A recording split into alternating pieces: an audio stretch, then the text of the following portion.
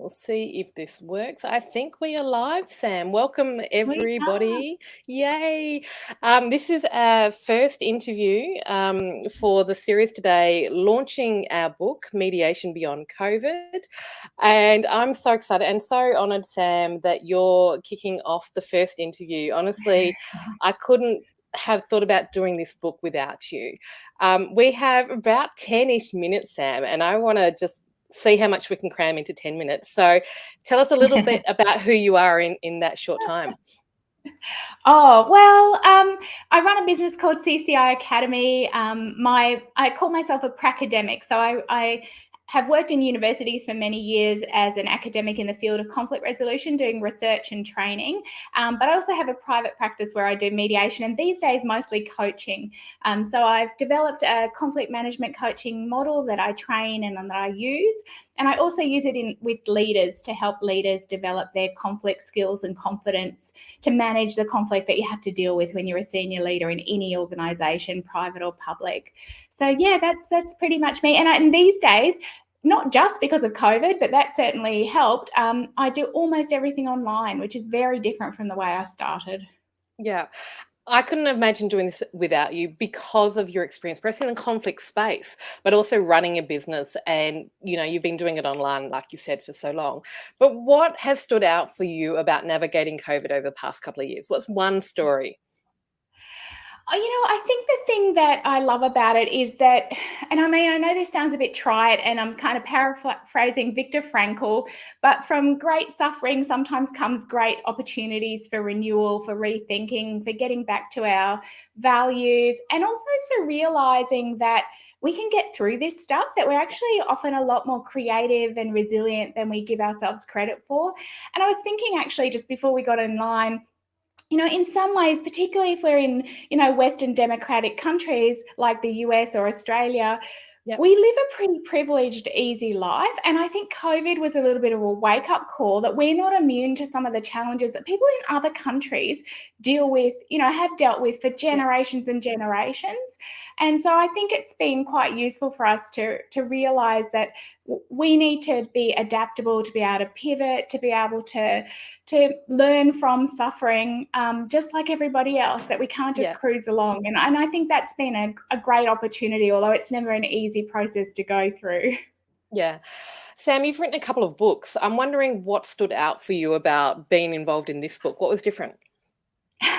Well, you know what? How fast it was. Oh my goodness. I can't believe you pulled all these amazing people together and got those chapters written so quickly. And I think, that's kudos to you for the great connector that you are, and how, people really value you and want to contribute to projects that you're working on. But I also think you hit a topic that everybody has a lived experience of and a unique perspective of, and people are really keen to share their stories and to read other people's experiences, because again, that brings us together, learning about us as individuals as well as this kind of generic profession that we're all kind of involved in.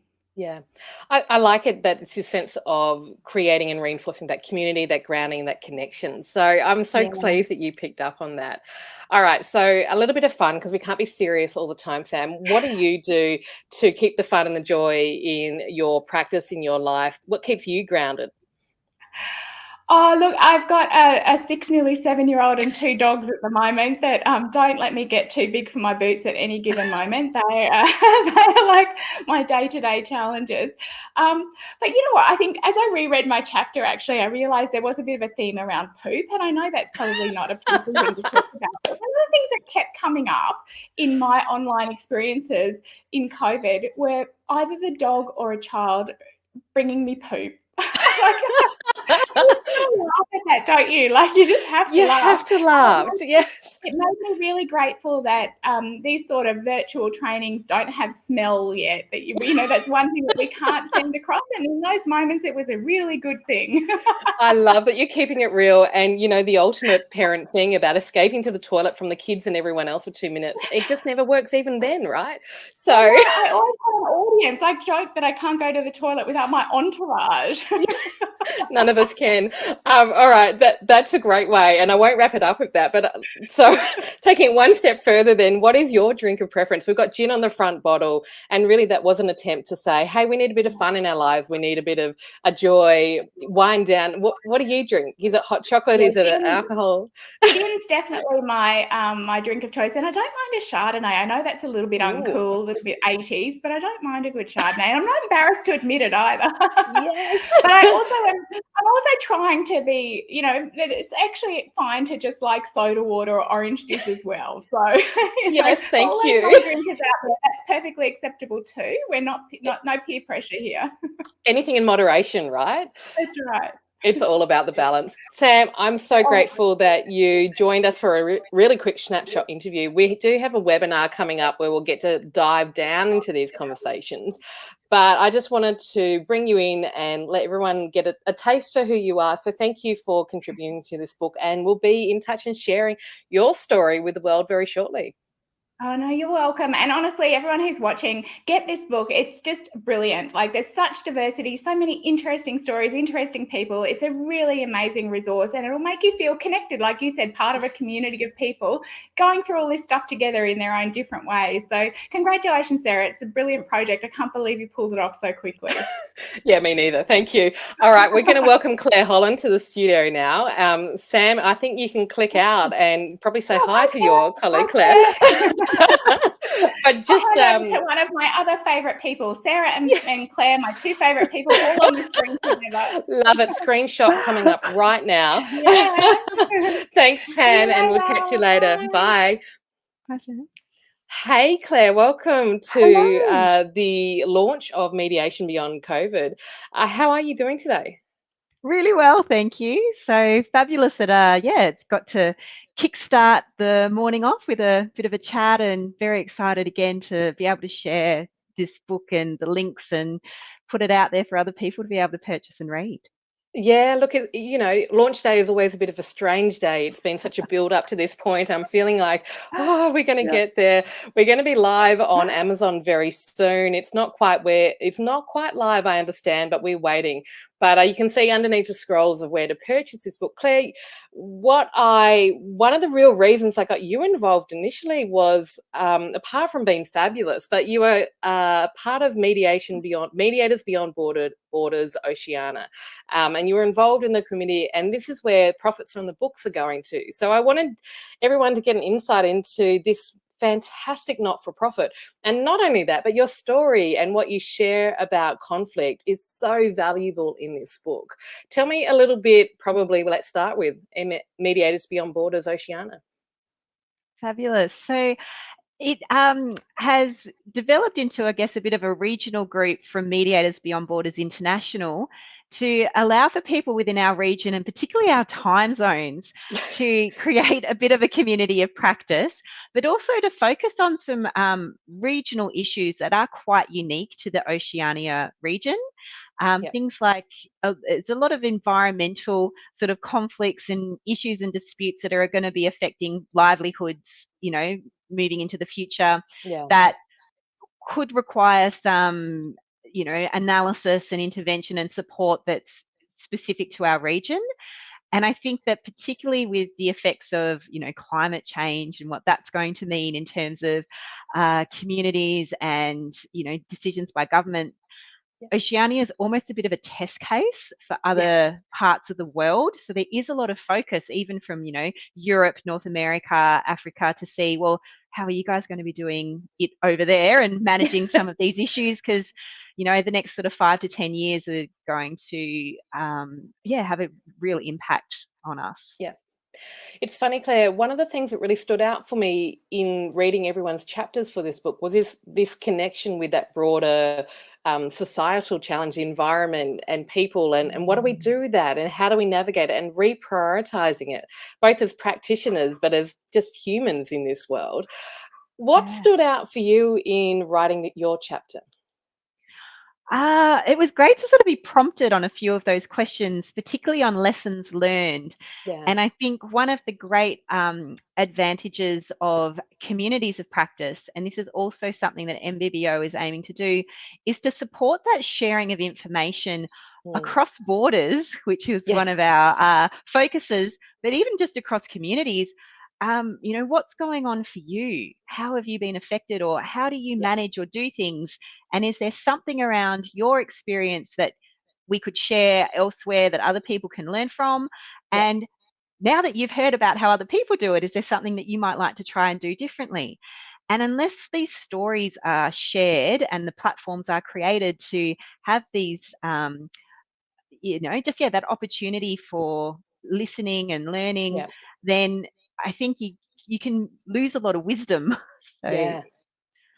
It's so true. And, that moment of reflection, right? We just get so busy with life, with what's going on. So I think that how wonderful that we can make that time for reflection and apply that then into the practice, into real life. But the wonderful thing you also do is that you teach this business of conflict management. You're a practicing mediator, and you were in the thick of it during COVID as well. What stood out for you around conflict itself? So with the work that I do sort of in the conflict space, I highlighted a little bit in my chapter that it was interesting to support parties who were going through conflicts that they may have experienced before COVID, but they were experiencing them very differently. Yep. And a lot of that came down to what I've termed sort of the mental load and your internal whiteboard, Yeah. which by the time it just got filled up with so many different effects that were impacting on people over the last few years, personal triggers were very different and people's behavior changed. And so that awareness of self when you're in a conflict situation, and then also the awareness that things might be different for other people in conflict situations. So the way in which you used to do things might not work anymore. So that requirement just to be flexible in chaos. It's been a really interesting time, and it's played out in a lot of different contexts, just in ways I don't think we would have imagined. And we're still imagining, right? Yeah, exactly. Look, I am going to ask this question to all the authors, because one of the key things was making sure we have some fun in the conversation about really heavy topics. So this conversation of gin bottle on the front cover, what do you do? What's your way of winding down at the end of the week, at the end of the day? What's your drink of preference? Oh dear, well, this is a personal insight into me. I'm actually a member of a malt whiskey tasting society. Ooh, that is very cool. Yes, we say the difference between having like a social drink and making it an actual hobby is that we write things down. I love that. Do you like keep a journal of all your written notes, or what do you do with those notes? We have our criterias, and we aim to try things from lots of different countries, really. Like whiskey's really taken off in the last few years. So that's my hobby. That's very cool. Look, my husband is a whiskey drinker. We certainly did the tours when we were last in Scotland. I will drink it, but I don't enjoy it as much as I do my gin. So, hey, that's a really cool thing. Tell me, do you guys connect online and have your glass of whiskey and note-taking online? So we do it face to face, but during COVID, we actually adapted. So we all pull money together to buy bottles of whiskey, so we can get some quite expensive bottles to compare and contrast with other bottles or ages. And during COVID, we all live in a regional town, so it's 20 minutes sort of to drive to anyone's property. We all put our tasting glasses out by our front door, and the person who'd purchased the bottles drove around for an hour and poured everyone 3 sips of the whiskeys that we'd be tasting for that evening.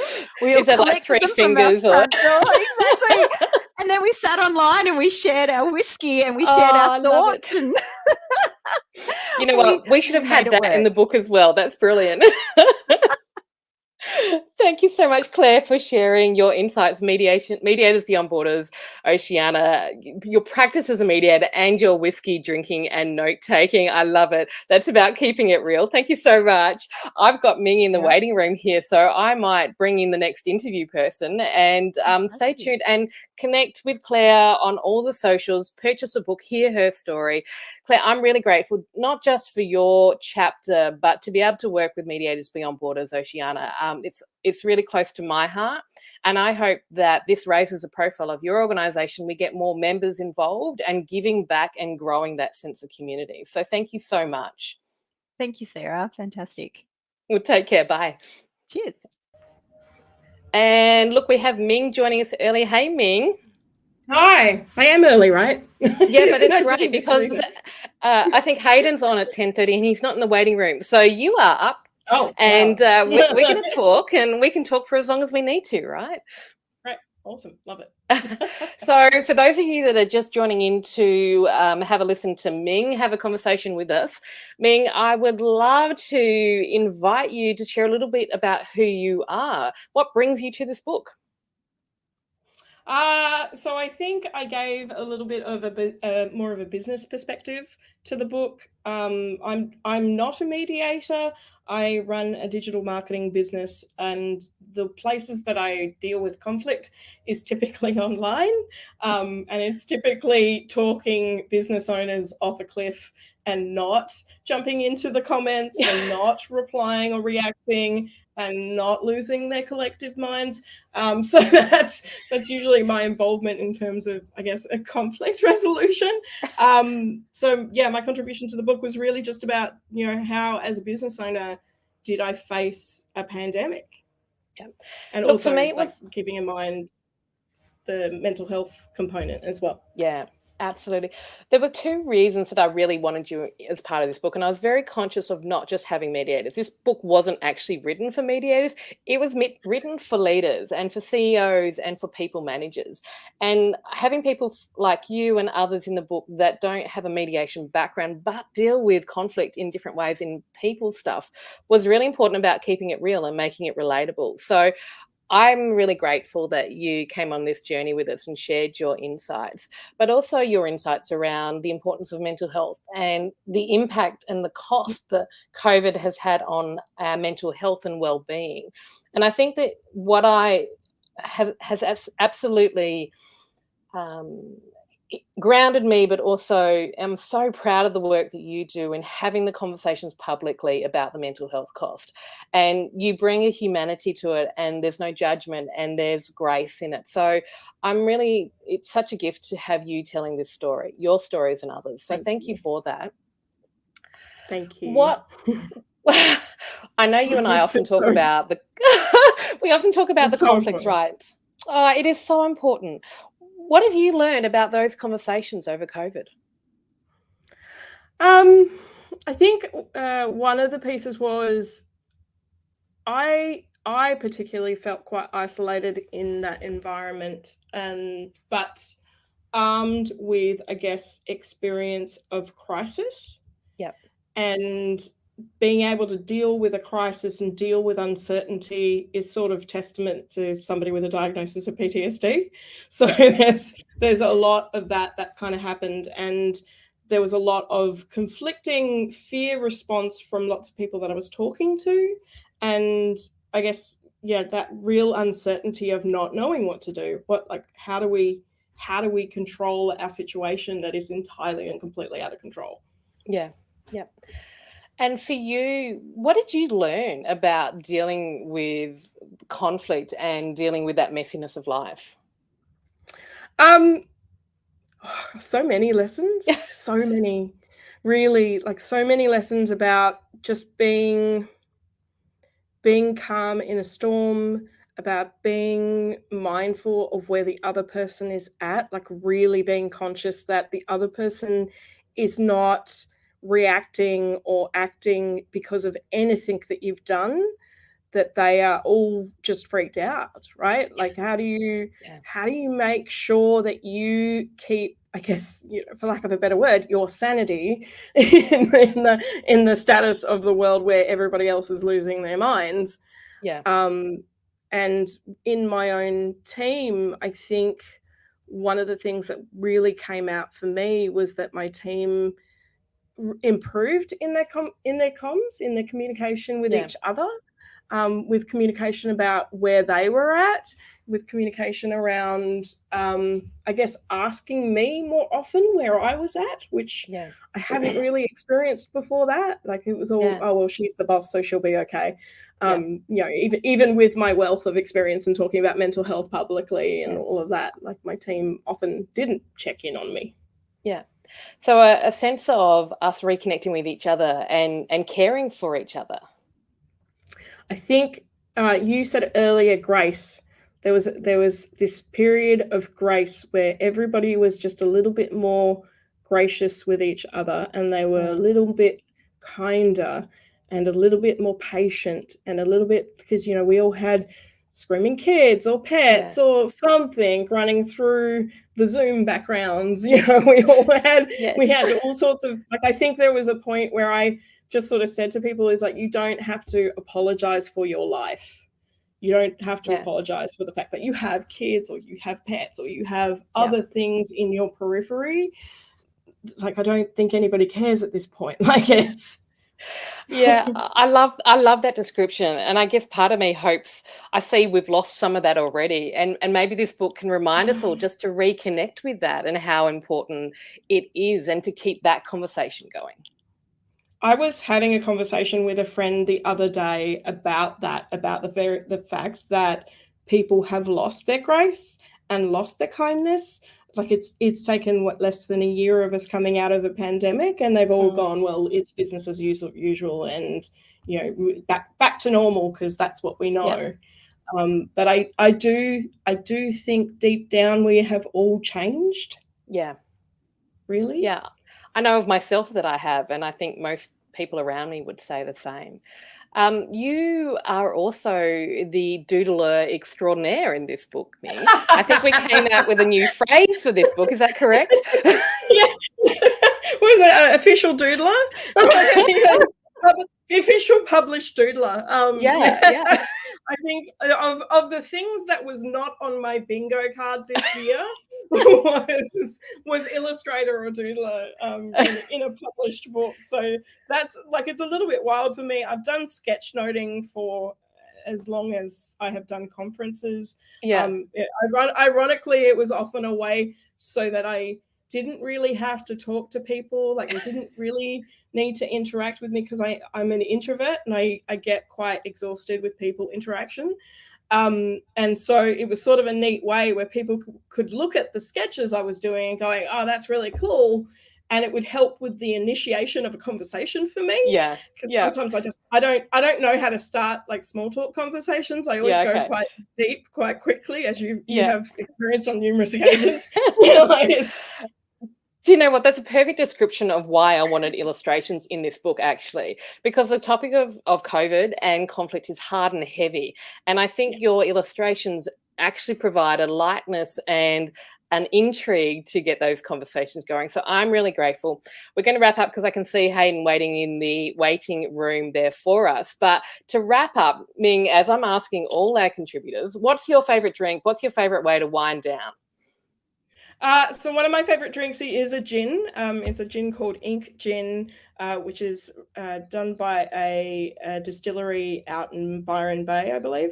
And the reason why I love this gin is that it starts out as this dark blue, purpley sort of gin, and then you add tonic to it and it turns pink. And the first time I saw this, it was so magical, and it was so, this is witchcraft. I love it. I am here for it. So I love being surprised by things, and that does it well for me. Yeah. All right, we're going to transition with Hayden into the studio. I'm going to bring him in, or maybe, because I'm not quite sure what's going on. He was sitting there waiting patiently, and he's just stepped out, so he will be on the screen when he comes back on. I mean, you and I, oh my goodness, look at him, he's done it. Oh my gosh, you know what, you're winning so far. I heard the question, I came prepared. This is the butterfly effect gin that changes colour from blue to pink. As soon as I heard Ming talking about it, I went, I got to go and get that just as a prop, as a stage prop. All right, you're winning this interview process so far, Hayden. Hats off to you. Ming, thanks for joining us. Feel free to jump off and jump back on at any stage. And thank you for being a part of this journey, Ming. Thanks, Annie. Bye. Hey, Hayden, welcome Hey, to kia ora. I am good, coming from New Zealand, and I'm way over in Perth. So I think you are, looking at the list, yep, you're the furthest person to dial in so far. How are you? Fantastic. I'm really good. I'm really good. Yeah. Thank you. Yeah. No, Hey, it's been nice. We've had a nice, relaxing Christmas break. So I was are you just back about at at a work? standstill. No, well, sort of. Yeah, Sort of. okay. I'm in that kind of week before you get back to work where you're Yes. kind of working, and people are starting to come back in and want you to do things, but you're not really expected to It's a work. bit of, But yeah. yeah. So yeah. That's an awesome way to be in a lead in. Hey, I am so grateful to have you as part of this book, Hayden. And Oh, so much fun. I'm glad you've had fun, because it wouldn't have happened without you creating our little gathering of mediators over gin during COVID. So honestly, you're the genesis of this story. I hardly created it. I just turned up with a gin. You know me. I'll go to the opening of an envelope. and look where we are now. You are an incredible mediator. We first met through our time with Resolution Institute, but can you give people just a quick 101 introduction to Hayden and who you are, what you do? Oh, I was actually asked to do this for the International Academy of Mediators the other day, and I came up with the idea that I'm a juggler. Because I used to juggle actually as a No. when I was going through high school and university, just as a sort of party trick, really. But yeah, I just juggle a bunch of things. So my background is as a lawyer. I'm a litigator. I've done that for 20 odd years. I worked for Dentons, which is one of the well, it's the world's largest law firm, and it's one of the big firms here in New Zealand. And I've been mediating for about 8 years, and I kind of juggle that with my litigation practice. I started off, actually, I got into mediation, trained as a mediator because I wanted to be better at it as a lawyer and as counsel for a client. And the more I did it, the more I kind of went, quite like this. It's not This, bad. that mediator seems to be having fun, and a couple of mediators that I worked with, I realized I was up in their ears all of the time, telling them what I thought they should be doing. And one of them said, "Well, look, if you think if you think this is easy, you should give it a go." And so I did. I'm very thankful for doing that. Put your money where your mouth is, right? Yeah, I think he's quietly pleased that I now appreciate just how hard it can be. So. Well, I'm certainly really grateful to have you in it. And what I have loved watching you over this past couple of years too, is to see how you're building your connections in the mediation profession and linking and supporting and uplifting. And I really admire how you've gone about doing that. So from one professional to another, I'm really grateful for what you do. Thank you. Oh, thank you. I mean, it's an amazing profession. There are a bunch of incredible people. I mean, there are some crazy people, but there are a bunch of incredible people. And you and I have talked about this, right? It's fundamentally an individual job. Yeah. We're there on our own. You don't often get a chance to co-mediate. You're the only person in the room. You're on your own in the room. Yeah. You're the only person who's got the whole picture. And there are, I mean, theoretically, you could go in and, burn the whole place down. And the only limitation on you in our sort of space in New Zealand, because it's an unregulated profession, is really the market will react. Yeah, that's so and true. you've heard, there's been some horrible stories of some things that mediators have done over the years, and a bunch of us and you and a number of the ones in New Zealand and in Australia kind of went, well, if we have to be on our own in our profession, we need to find ways to connect ourselves, not just well, also so that you can be better, right? And also so that you can Yeah. stay sane. You know, we've all had those mediations where you walk out and you just go, shit, I completely fucked that up. And, you know, you're usually wrong. Yeah. You're usually wrong. Yeah. But because there's something in the kind of personality of what makes good mediators is that we are really tough on ourselves. And sometimes it's Yeah. really useful just to have people that you can go to and say, hey, this happened today. You know, I'm feeling a bit shit about this. And have people who can say to you, yeah, that's because you should have done something else then. Yeah. Or most of the time, hopefully, hey, you know, that's okay. That's, you know, that's what I would have done. Yeah. And having that support and having that kind of impetus to have a reflective practice. Yeah. So that because if you're a commercial mediator, right, it's really easy for you can get into this mindset, all right? Well, I was talking to an American mediator the other day, and you know, he literally says, look, the only way this case doesn't settle is if you guys screw it up. Which I quite like as a kind of reserve Yeah. but we all know it's not true. Yeah. And having that ability to have outlets and to talk to people and to improve what you do and to get other ideas and have a gin with. Yeah, I think I've loved that. Yep, exactly. I'm going to go and get my gin bottles to bring in as well, but not to drink. Clear, I do not drink gin during mediations. We save that up for yeah. afterwards. Yes. Look, I think that it's not just mediators, right? Dealing with conflict is hard work, and there's a cost to it. And I think we can hold on to it too long. So these groups that this community of practice that we've shaped together, I think has helped me be able to say, hey, that was a really tough one, and that took a lot out of me, and that's okay. Hey, no wonder you're feeling like that. And I think it normalizes some of that and takes that pressure off of us and reminds us that, hey, we're all just human and we're all just doing the best we can. And how powerful is that? Yeah, and COVID really amplified that, right? Because we all knew that we were dealing with people who had enormous amounts of stress. I caught the end of Ming's presentation. Man, she's amazing. She is. And this idea of everyone's got all of the stuff going on in their lives. And one of the things for me was, just realizing that stuff was happening to me as well. Yeah. And I'm very conscious that I was immensely privileged during COVID. I had a job that I could do. We had to figure out how to do it, but I had a job that I could keep doing. Yeah. I had a nice warm house to live in. I had space away from, family and significant others where I could focus. And lots of people didn't have that. Yeah. But even then, you were constrained, you were confined, you weren't able to do everything that you wanted to do. And that had an effect on people's mental health and your ability to do the job, right? And Ming was talking about no one ever checks in on the boss. And I remember really clearly because I got 36 partners. So I'm the chair of the firm, and I sort of took it on myself to just ring one or two people each day and just kind of check in. And see how they were getting on. And I was really struck when I was speaking to one of my Auckland partners, and she said to me, "Oh, forget about that. How are you doing?" Yeah. And that was like, just made me take a big deep breath and go, yeah, actually, well, as it happens, I am fine today. Yeah.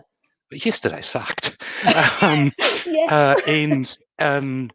And just realizing that people were going through a sort of rhythm, and they would have up days and down days, and just because you checked in on them yesterday and they were fine, today, I don't know, the technology broke, or the kids were annoying, or the cat, as it did to me, walked across my screen in the middle of a conversation with my chief executive, who's based in Washington.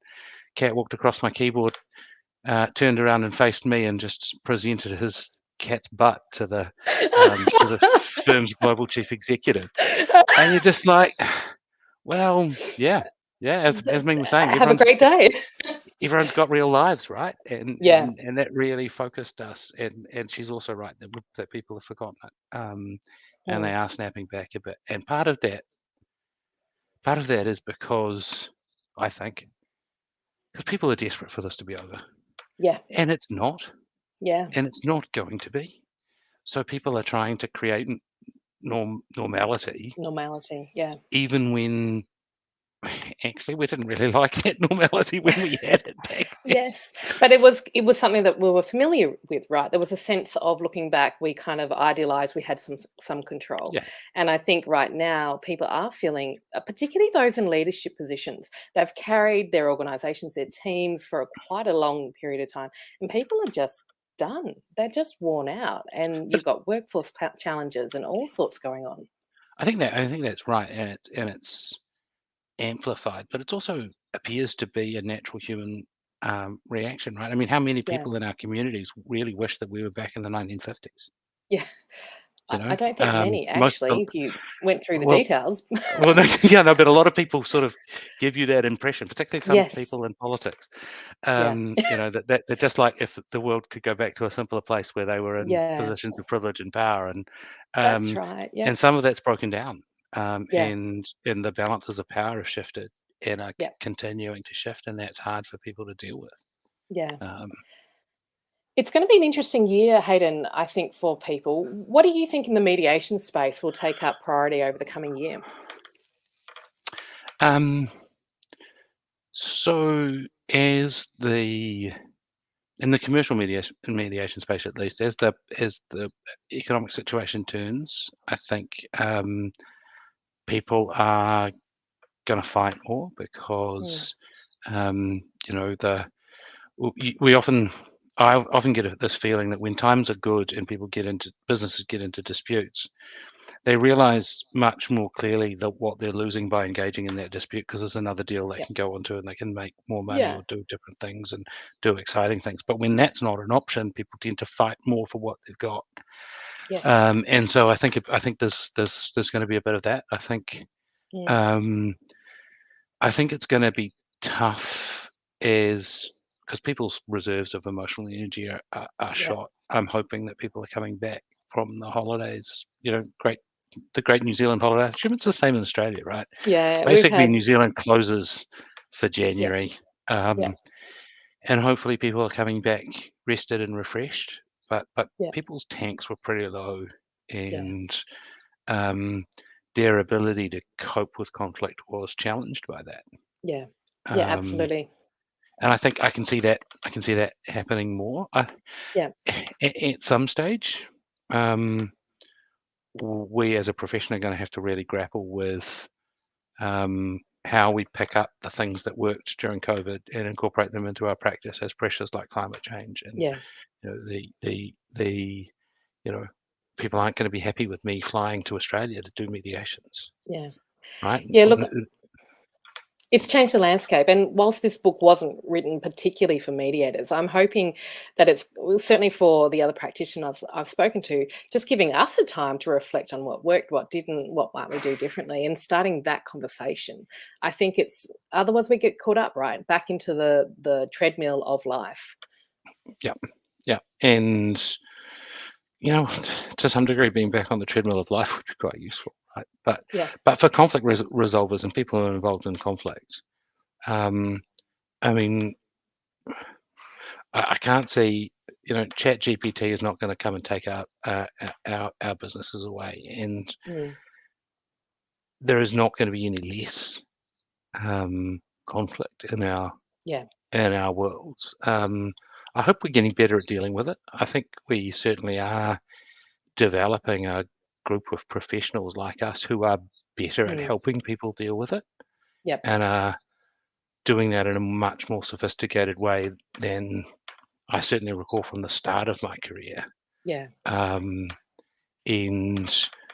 you hope that the market keeps demanding that kind of sophistication. But yeah, this year's going to be a challenge. Yeah, I think so. What stood out for you as being part of a book? You writing a chapter for a book. This is probably a really different way that you've experienced pulling a book together. What stood out for you about the process itself? It was fun. It was fun. I mean, one, it was a great chance to just sit down and talk with you, which is always an absolute Always pleasure.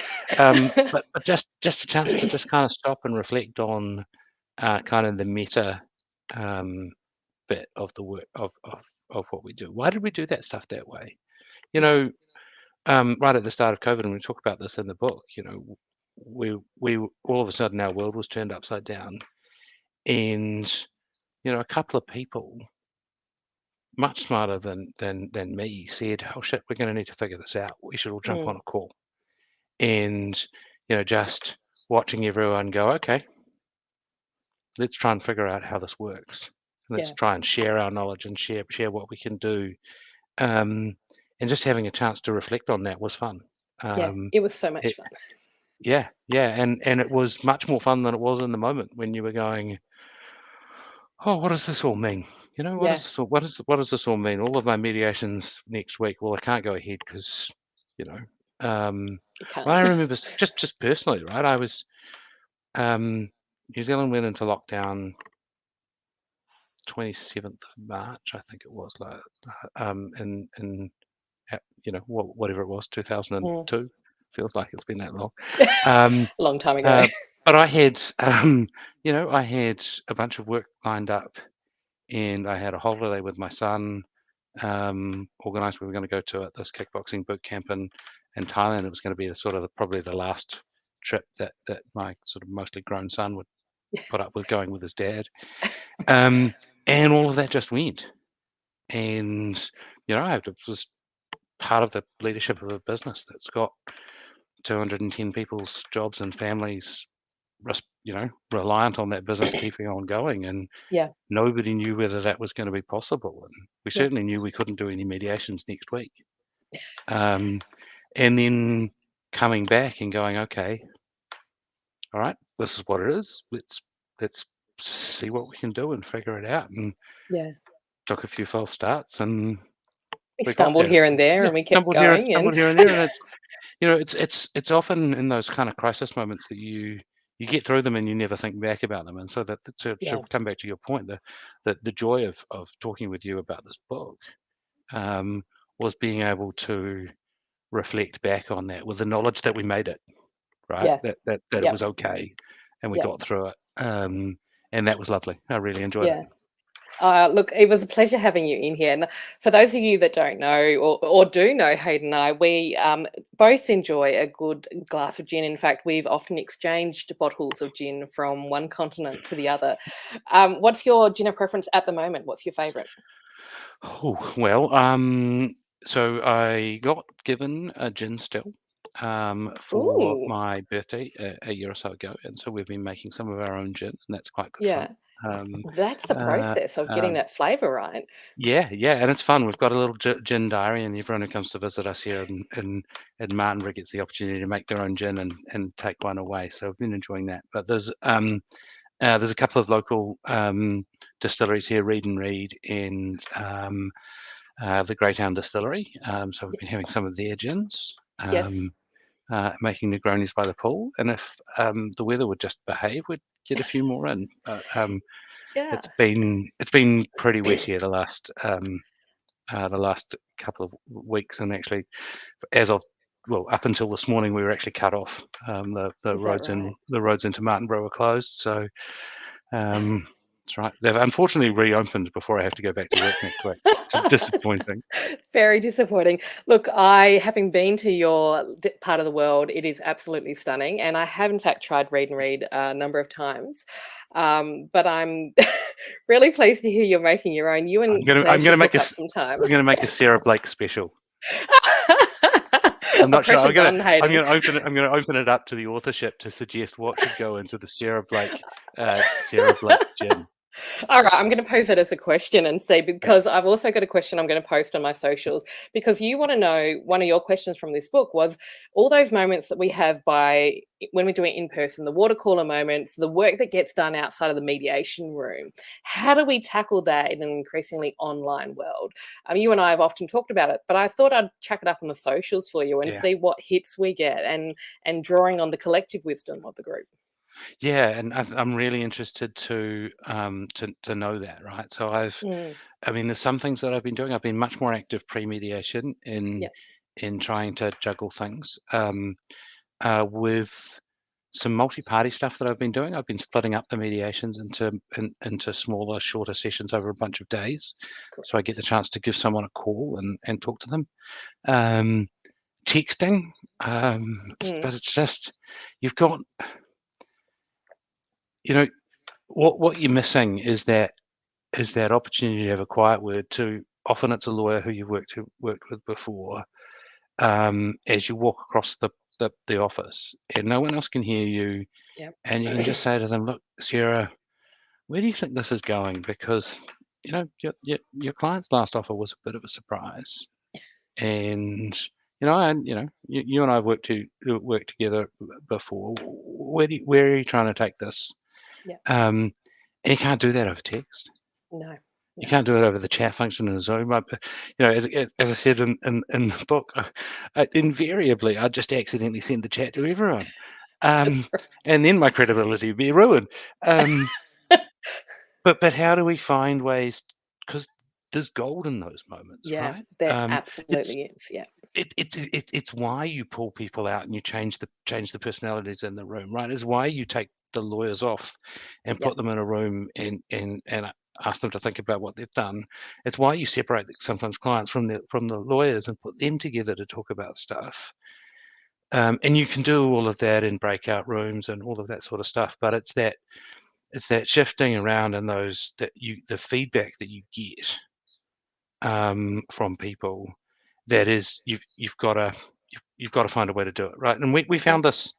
It's not just a conflict thing. It's not just a mediation thing. It was something that we really had to work on running a law firm. Yeah. When everyone was working from home, you have to be really intentional about the non-task related discussions that you have with people, because they don't happen automatically. You don't get them because you're walking past someone's desk and you say, "Oh, that's interesting. What are you doing there?" And so it's not just a mediation problem, but there's something, and I haven't quite figured it out, and someone smarter than me will figure it out. But there's something in this idea of hybrid, of the way that we do hybrid models, and finding the way to get the best of both worlds. All of those moments. But there's also got to be some stuff that just has to be all online. Yeah. And so how do you make sure that they're getting the best quality experience as well? Yeah. It's taking, from a mediation perspective, taking our conversation to the next level. And I'm really grateful that you are helping to lead the way. So thank you, Hayden. We've got Susan in the waiting room. I'm going to bring her up now, but I can't wait to catch up. I don't know when I'm going to get to New Zealand, but hopefully hurry up. before too long. I know. I thought it was going to be January, but it hasn't happened. So we will try again later this year. Life happens to folks. Hey, Susan. Hi, Hayden. Great to see you both. Thank you for joining us. Thanks, Hayden, and we'll catch you real soon. Thank you, Sarah. This book's an amazing thing. Thank you. Thank you very much. Hey, Susan, welcome to the studio and the conversation. What time is it for you over there? It's just after 10 p.m. Oh, it's not too bad, but I don't know. Hey, Susan, I'm so grateful to have you as part of the launch of Mediation Beyond COVID and to have you in our book. It's been an absolute honour. Most people here in my little network probably haven't heard about you before, but you're a superstar, and I wanted to give you a quick moment to introduce who you are and what you do to the audience. Well, thank you very much. We've come so far so fast, haven't we? This is a very special day. So congratulations. Cheers. Thank you. Well, as you know, I'm founder and principal of Andrews Dispute Resolution. And really, my whole focus is on online dispute resolution, negotiation, mediation, and a newer service that I developed called dispute resolution analysis. And really what that is, it's the core of my process that I use in negotiation and mediation services, but it can be a standalone service. And it's really the way in which people go about making decisions and trying to optimize that. And I've been very involved in a lot of other activities, as you know, so leadership roles, and I am the chair-elect of the Kentucky Bar Association. I'm also an attorney, and involved on the IMI ODR task force. I'm co-chair of that. Just been busy with a lot of activities. This book is really a big deal, very exciting. I'm just so honored and pleased to be part of this. It's really been an incredibly transformational experience. I'm really pleased to hear that, Susan. It certainly has. We've kind of condensed everything for the process and we've pushed it through really fast. The authors have been incredibly generous with me and going with the flow in a sense of what's been a learning curve for all of us. But what I loved about all of the contributions and yours in particular was your capacity to bring your own personal experiences, the vulnerabilities of your learnings in a way to this business of conflict resolution, because it has kept it real for people. And I think that's what people need, right, when they are in the midst of conflict. Yes, I agree. I think that, well, there's a lot of humility in what we do. And there was a lot of humility, and there has been a lot of humility in the COVID experience we've all been going through and are still going through to various extents. But it was a really jarring experience, and it really brought a lot of us to our knees, personally and professionally. And so this book, writing this book, with you, has been an opportunity to really reflect in a much deeper way than we might not have otherwise, or at least not necessarily at this particular time as we're coming out of it. And what I found, it was so really poignant and really meaningful to me, and I hope to our readers, is that what we do as dispute resolution professionals is so relevant and so helpful really to the world. The skills that we acquire and apply, there's so much we can do to help share that information and that experience to try to help people navigate these types of devastating, experiences.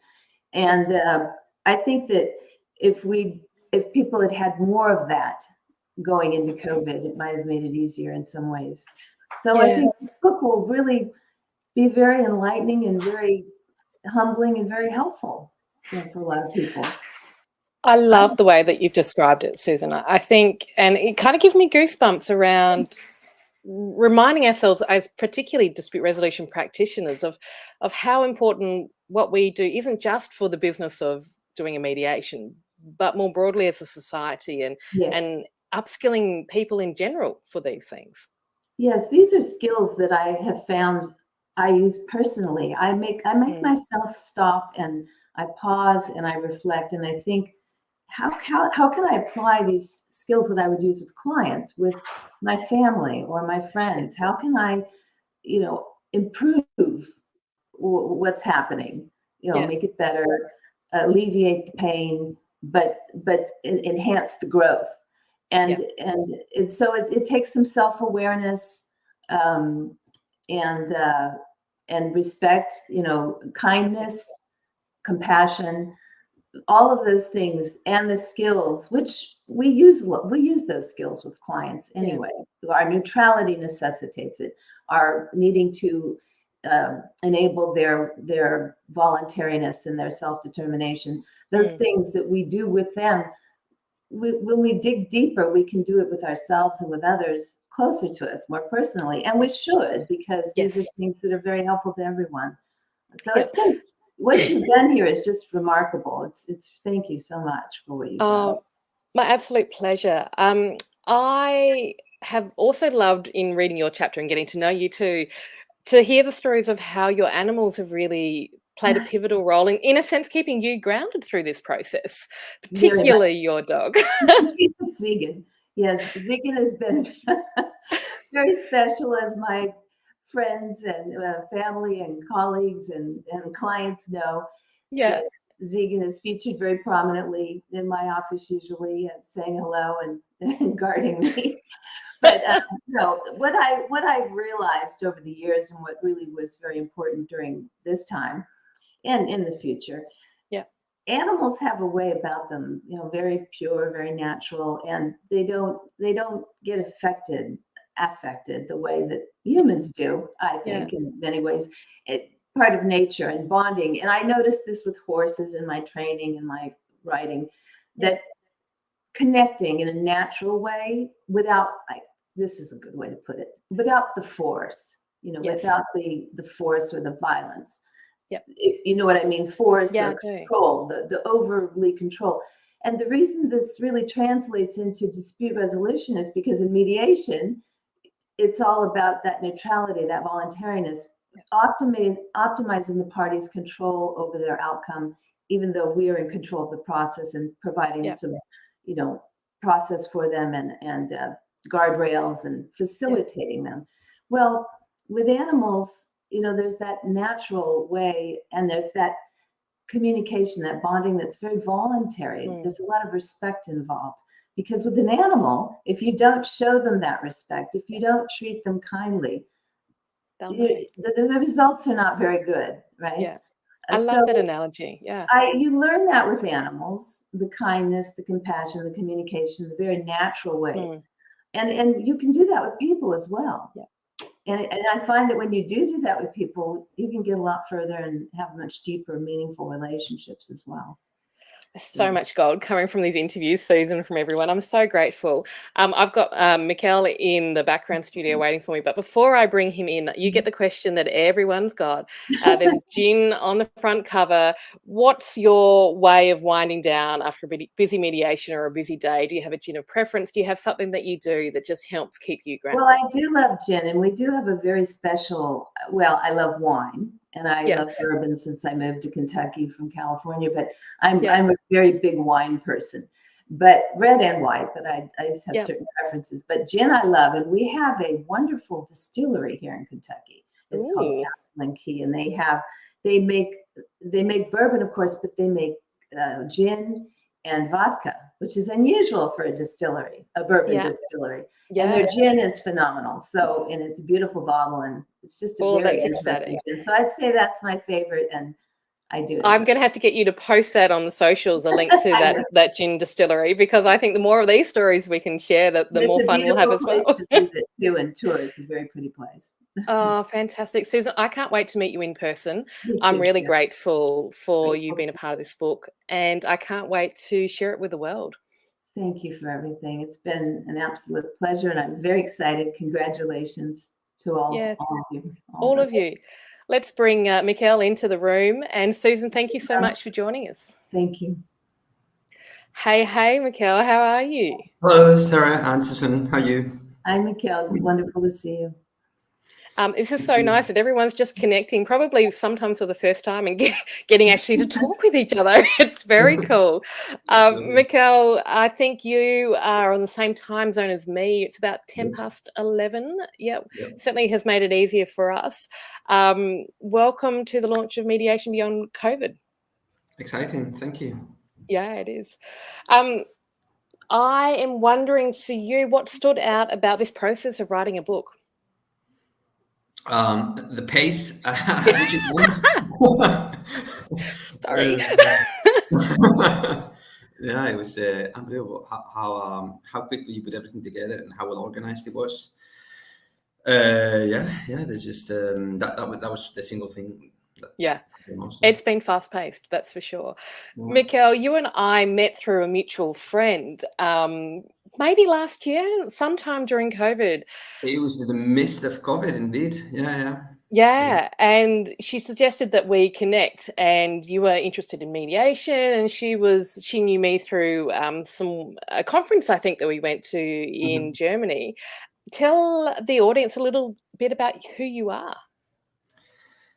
So I am an engineer, and as I try to reinforce some of the comments in the book, but I have been working in the legal and conflict-related arena since 2013, really, where I got a bit of an involvement into a not so pleasant first disagreement between the parties.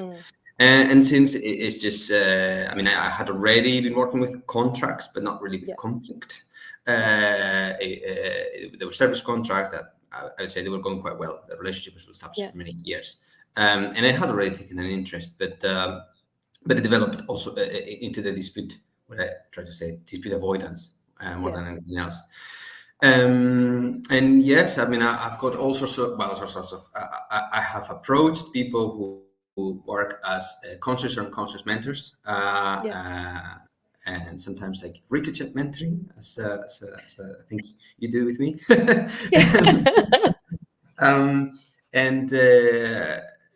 it just became organically appeared that the mediation was probably the best option, both in terms of what I fit and what attracted me most, but also where I probably could bring more.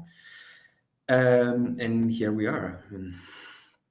We can't believe this is going on. Huh? I am so excited to have you as part of this book. And I really felt that your story brought a depth to the conversation. And it brought a depth because you're not just a mediator, you are an engineer, you've done a lot of work. And I think that adds a richness to your story, that you understand both from a process, mediation, dispute resolution perspective, but also the realities of real life and running a business and trying to problem solve and get on with things. Is that one of the advantages you feel like has really helped you in your work? Thank you. I hadn't thought it from that point of view. Probably I'm the most junior in the book. Oh, no. And yeah, but maybe that bit of engineering, it's an interesting angle. I hope that it's the interesting angle, because it's not something you associate typically with engineers. Yeah. But it really is very important, because this is a broad statement. I haven't thought about it through, but the difference between a scientist and an engineer, one of the skills is that they really do have to deal quite a lot with people, especially on the project side of things. Yes. And I think you had a quote in your chapter which has just resonated with me, and I think that we've used it a couple of times. And you talked about nothing ever. I'm going to read it directly so I don't get this wrong. Nothing ever ends well for anyone when your goal is to be right. Yeah, I mean, maybe taken out of context, I can see a lawyer saying, "Well, it works very well for me." I can tell you that. Yeah. And I get that, and we do that a lot of the time, because obviously we mediate, but also we advocate a lot. A big part of our job is, or some of our clients advocating for a client. And we had a recent one who asked, "Yes, you insist on mediation, but you know that's not your job. I mean, you need to advocate for it. You need to get the best result for us." And say, "Of course, I'm an advocate in this situation. I'm working as an advocate, but there is many layers to mediations. Some of them." I think we talked about this before, 50% probably internal mediation. But yes, of course, taken out of context, if you are right, you can win. But conceptually, the idea being that if your single goal is that you want to win an argument, in the sense of, I just want to say that this was the correct way, I think also any lawyer will tell you that that's unlikely to lead to the most productive results. Obviously, there is a lot of sides. It's not just the monetary one, it's the relationships one, which I think we touched upon in the topic. We're in a relatively small and peculiar industry because it's the ESG. So it's got more to it than just money. And the relationships are very important. So lawyers know that, and everybody involved in conflict within this industry, and I'm sure many others, like oil and gas in Perth, grew very big. But I was working in oil and gas before, and I'm aware that the relationships were also very, very tight across the world. So I think that's really true. And it speaks to, I guess, where you're working towards, right? If you're wanting to be right for right's sake, that's when things start falling down. But I love what you've just said about the importance of relationships. And the industry that you work in, oil and gas and sustainability and wind, all of that sustainability space is a really interesting time to be positioning you in this world, because one of the key messages throughout the other authors, they were speaking about these types of conflicts. How do we deal with this industry and caring for our community, caring for our globe on an environmental perspective? But the business of that throws up a whole pile of different conflicts, and it's values based and it's relationships based, and there's profits and there's growth and technology. It's a complex space, Michael, to be working in. Yeah, and it's also quite new. So it's obviously we feed on a lot from the oil and gas. This is there's no doubt is the closest industry. Construction, big construction, but probably oil and gas offshore. But the rule book is not written yet. So it's all, that's part of the excitement that everybody believes in. They can have a mark, and they can start setting trends, hopefully positive ones. Yeah. Absolutely. So I have Megan in the waiting room. So we've got a few more minutes before I pull her in. What's one thing that stood out for you in writing your chapter? Well, I guess it was a process of discovery, because you didn't know where to start, and exchanging views, having the sessions that you had at the beginning, you know, they fed into it. It was a hybrid process that I guess people, when we read the book, maybe from the introduction will get it, but it might be a bit difficult to get a flavor for what it was. A kind of, let's say, introspective writing, but also a very, very, very collaborative one with the interviews with you, because you've had a massive, I mean, it's really not, you have done so much on that, because the interviews and putting it together and writing it. So that was what stood out for me, that double process. It was great. I've learned a lot and I've enjoyed it. So what about your turn for the fun question at the end of the interview, Mikhail? What do you do to unwind, to relax? Do you have a drink of preference? Do you have an activity that you do to wind down? Well, when the kids are down and I have a bit of work, you know, that some the quiet work to do is spend a lot of time in the UK, and I live in Taiwan, two countries famous for tea. But what I do is actually have a fruit tea, which is more from Central and Eastern Europe. It's very difficult. Not many people drink that. And play some 80s music, and you know, sometimes electronic. I love it. 80s music and fruit tea. What's your favorite flavor? Mango and what is it? It's mango and strawberry, I think it is. Oh, a really sweet combination. I like that. Well, I used to live in the tropics, and I love I miss the fresh mangoes. So I like that combination. Thank you, Mikhail, for joining us.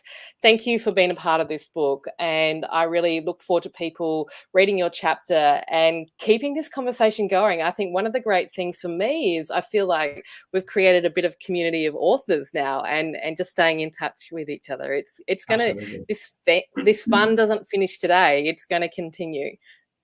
Thank you so much, Sarah. I mean, we've said so many times, but just thank you so much for what you've done, connecting everything together, everyone together as well, and the goal for this, which is really, you know, where the projects are going to. So just fantastic. And thank you, Megan. I don't want to distract. Thanks, Mikhail. We'll see you soon.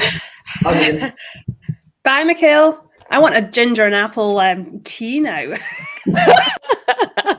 Yeah, that's sounding all right. I think I could do with one of those too. Oh, yeah. I'm just straight after this interview, guess what I'm having? You've done well, Mikhail. You've set the scene. Thank you. See you later. Hey, Megan, how are you today? Good. How are you? Yeah, not too bad. Just before we launch into introduction, I thought it's probably a really good time to remind everyone that Mediators Beyond Borders Oceania is a not-for-profit of choice. This is where profits from the book sales are going to go to. So if you order a copy of our book, Mediation Beyond COVID, Hacks, Cracks and Crocodile Tears, you can get it through Amazon very shortly, and kmdbooks.com. Those profits are going to go to support peacemaking in our region, and it's such an honour to be able to give back, not only grow the next generation of peacemakers, but to more generally support peacemaking and bringing us together as a world to solve some really complex problems. I think that's fantastic, Sarah. That's so you as well. Yeah. Oh, look, you know, every chance I get to give back, and I'm really passionate about that. I think there'll be a link under the Facebook live stream where you can go and check that out. But Megan, I'm so glad that you said yes. I felt like I had to wrangle you to get you in this book, but it wouldn't have been what it is without your story, and I'm really grateful. Do you want to introduce yourself to the audience? Hey, I'm Megan. I like a ginger and apple tea. I'm Scottish, but I am here in Australia, so I know Sarah personally here. We have physically seen each other in person, which is fantastic. Yay. I am a personal brand strategist and performance manager for anyone who's got a business that's basically started on their own and now needs a little bit of help because it's grown bigger than Ben Hare and they're no longer working at the kitchen table and they've got staff and they've got all this money coming in, which is a fantastic problem to have, but it also comes with a lot of friction and different issues as well. So that's who I am. Yay. You are a superstar. You were a superstar from my perspective during COVID. Let me tell you why. Because we met through, I think, a mutual friend, and you were running networking events online during COVID as a way to connect with us. And you did it seamlessly. And you grew this community from a ragtag group of diverse people. You pulled us together. You kept us connected, you kept us laughing. And once the worst of COVID left WA and we could interact a little bit more, you kept those connections going. And so I think you provided an incredible example, not just of a business augmenting and adjusting to COVID, but also to really leading that way in caring and supporting a really nurturing community. So thank you for the work that you did. Oh, you're welcome. I sound awesome, don't I? You are awesome. It was very organic though. I mean, I'd quit my job to start my business, and I was meant to go home to get married. And if you read the chapter, you'll find out about all of that. But, you know, when you have a job and you have a job title, you get invitations to things. When you start your own business, you have to start either inviting yourself to things, or you have to, you just have to have those invitations. And when you take away that CEO title, which I had, you know, given away, well, not given away, I'd given up, the invites, they dry up a little bit. And then you have COVID in place as well. So there were no events to be invited to. Yeah. I'm a social butterfly. I just like connecting people. I like bringing people together. So it just seemed like the natural thing to do to survive, and when you're stuck at home. So it was for me, it was completely selfish, and it was for me, and I'm just so happy that so many other people got something out of it, like the collaboration that happened and the project came out of it, and the things, people that would never have crossed paths, because everybody was in different levels. Some were employed, some had their own business, some were, you know, at the beginning of their career, some were the owners or the CEOs of their business. And the one rule was that you leave your business title, you leave your job title at the door, and you come in as you, and, you know, you just lay it out and start making real connections. And people did. Like, the opportunities were amazing. So it was completely selfish, but I'm so glad that it worked out for everyone else as well. Yeah. Look, and not to diminish the heartache of COVID, because for many people it's been an incredibly difficult time. Lives have been lost. People have been separated from their families and loved ones. But what I love about what you did is that you managed to acknowledge that, but not let it define you. And you created an environment where people could take that experience, feel safe, and still look forward. And hence those collaborations have emerged. So I think it's quite a powerful thing that you did in terms of the space that you created that honoured where we were, but also laid seeds for looking forward. Yeah, I guess so. And it was also an excuse to actually get dressed at least once a week. It was. At least on the waist up, anyway. Right? Yeah, exactly. Yeah. What stood out for you about this process of writing a book? This is your first time in a book? Yes. Oh, yay! When you asked me, I was like, I don't know that I have anything to contribute to a book, especially a mediation book, because that's obviously not the space I'm in. But as we had a conversation about it, like, although I am not in the mediation space at all, there was a lot of conflict that I was dealing with, I guess, with my clients in my personal life, with my mom and dad being overseas. So it was interesting to think of things in a new light, and especially now, because things are fine. Things are fine again. So to look back at things now, it was good. It was actually good to reflect and sort of see, you know, you do get through things, and we were lucky. Like, I mean, WA as a whole was lucky, but I mean, my family, my, you know, immediate friends and family, nobody was lost, nobody was hurt. There wasn't too much in job losses, life losses and stuff like that. So in the big scheme of things, like, it makes you feel so grateful. Oh, look, I have to concur. I feel so privileged to have been navigating this in Western Australia. And I know people looking on the outside, looking in, haven't quite understood that. But it has felt like a privilege, and it feels a little bit surreal, some of the devastating impacts. But saying that, I also know there's been a mental cost to us here. We've still carried a burden. We've still been impacted by that global trauma. Yeah. We have a lack of understanding as well, I think. And I think as well, in a sort of digital landscape, I don't know that some of our businesses here have adapted in the same way that the rest of the world has. And I don't know if that will be detrimental to us down the line, or for some people down the line, because we didn't have to. You know, our lockdowns, although they were sharp, they were short. A lot of businesses did adapt, but a lot didn't. It was very much business as usual. Keep the doors closed. We don't see anyone wear a mask, but technology-wise, things didn't really change for them. So yeah, it will be interesting to see if that does have an impact down the line. Yeah. I am looking forward, and I'm looking forward not from a curious perspective, right, around where this all goes. One of the things that you and I have connected with in a long time, and the cover gin bottle. When we first met, we both discovered our shared passion for gin. Megan, you are gin extraordinaire. Your gin shelf is even more impressive than mine, I think, and I thought mine was pretty good until I saw yours. What's your going favorite gin? The one right behind me here. Where is it? Always ready. Yay! This is Isle of Harris gin, which is amazing. There's a really good story behind this gin bottle as well, because my dad went and got it, did a day trip to the Isle of Harris to get this bottle for me. So mum and dad, they now live here in Australia, but they were living in Scotland up until 6 months ago.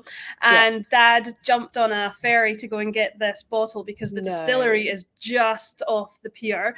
Jumped in, got the bottle of gin in time for the boat to turn around, to jump back on the boat, to then get home, to then have a 3-hour car journey down to the airport to hand deliver this to me. So that is precious. Why isn't it boxed up in glass, right?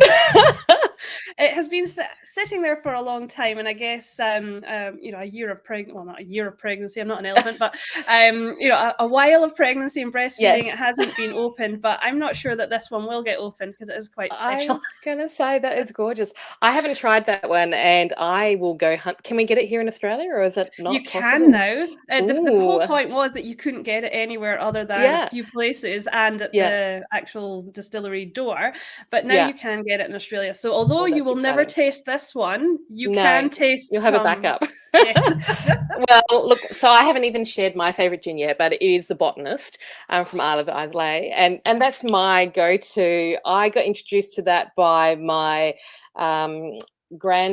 husband's grandfather, and they were from Scotland, and that was their gin of preference, and they had been there and visited it, and they introduced me to it. And so that's my favorite, and sentimental as well. I think I love the flavor, but it's also sentimental.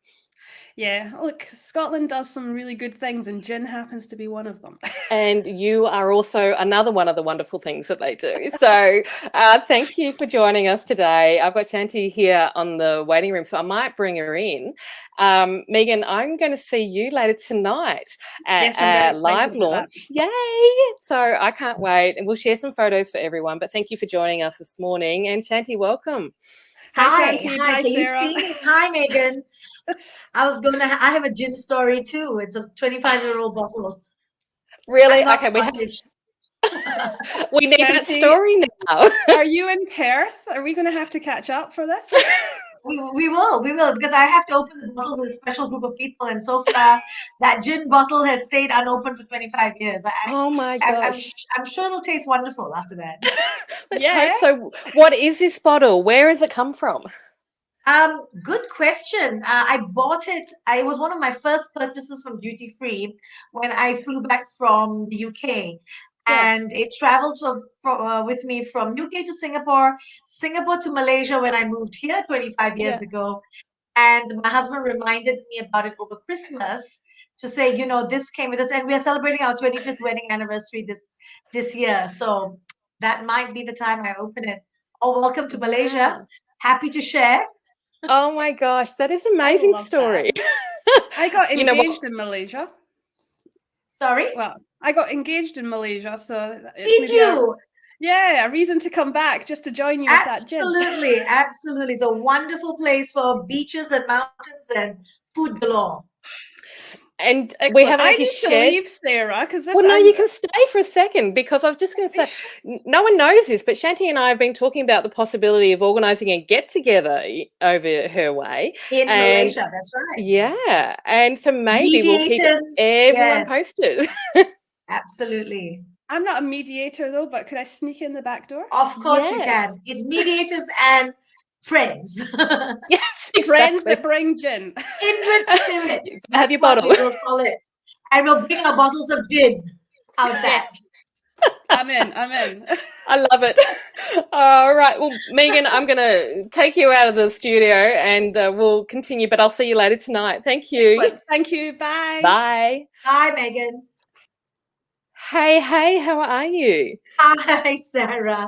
I'm just wondering, my lighting, I'm not sure why. Can you see me well? Or is there I a can big see shadow? it's not perfect. Mine's not perfect today either, but you know what? Right. We'll just go with it, and it's Yes, okay. well, it's our voices and our. I'm sure it's what we have to say that is a little bit more important than. Exactly. Yeah, it's the energy that we're bringing across. That's right. And congratulations, Sarah. So proud of you. Really, well done. Thank you. I've had an absolute ball this morning chatting to everyone. It's really buoyed my spirits, and I've really, it's reminded me that this is really where it started from. It's the connections with other professionals and just sharing our stories. So it is an absolute honor. It's been a ride. I have to say this last week has been pushing my limits, and I'm pretty sure I've put you all under pressure. But you know what? We've got there. How exciting. Absolutely, absolutely, absolutely. I know you, but I wanted to give you a chance to introduce yourself to our viewers and share a little bit about who you are, what you do, because you are incredible. Oh, you're very kind, Sarah, but thank you for this opportunity. When you told me about this vision that you had, I jumped on it because I think these stories remain too much in our little circles, and it's really something that we need to share. Just yesterday, I was with actually another Melbourne-based mediator. We were being interviewed by our arbitration center up, and where they want to talk about mediation, and really the conversations need to be elevated. So thank you for this opportunity. A little bit of background about me: I wear multiple hats. My original avatar is as a corporate lawyer and a disputes lawyer in the construction industry of all places. But that seemed to help me, put tools in my toolbox. In the early years of my practice, and I've been in practice now for more than 25 years, in my early years, I always thought there could be better ways of solving problems, but there was no word for it. There was no process for it. Arbitration was just emerging at that time, if you remember. And most of us just accepted that litigation was the way problems would be resolved. And it took another 12 years from there, after which in Malaysia, my husband became the first mediator in the family. He was one of those of the senior lawyers who were invited to train as mediators, and their trainers came from Australia. So that's a little connection with all of you. In fact, I will say this, I'm not sure many people realize this. The original Malaysian and Singapore mediators were trained by Australian trainers. Yes. The ones who started the, I say, pollinating the landscape. 20 years ago. They came from Australia. And then over time, they transferred skills so that from within, we were training our own cohorts. But Australia has got at least 15 years on Malaysia in terms of complexity and sophistication and buy-in from the public. And when I first became a mediator more than 12 years ago, at that time, the hat I was wearing was very much that of a litigator. And one area of my practice resonated the most with mediation, and that was my medical negligence work. I was already concerned about the chasm between patients and doctors and hospitals and insurers, each speaking speaking from their own interests, but not really seeing what the other side is concerned about, nor caring. And I felt that mediation would be such a clever way to resolve matters, because this was ecosystem that was not going to benefit from more litigation. In fact, the converse would happen. You've got doctors becoming more defensive, patients becoming more suspicious, and hospitals becoming more commercially ruthless. And it was a horrendous ecosystem. Unfortunately, today, 12 years later, it's lots of other industries that have seen the wisdom of mediation, like the capital market industry, the HR industry, and various other industries, construction as well. And medical negligence is a little bit slow on the uptake, but hopefully they will be inspired to do better in the years to come. So my practice is a very eclectic one.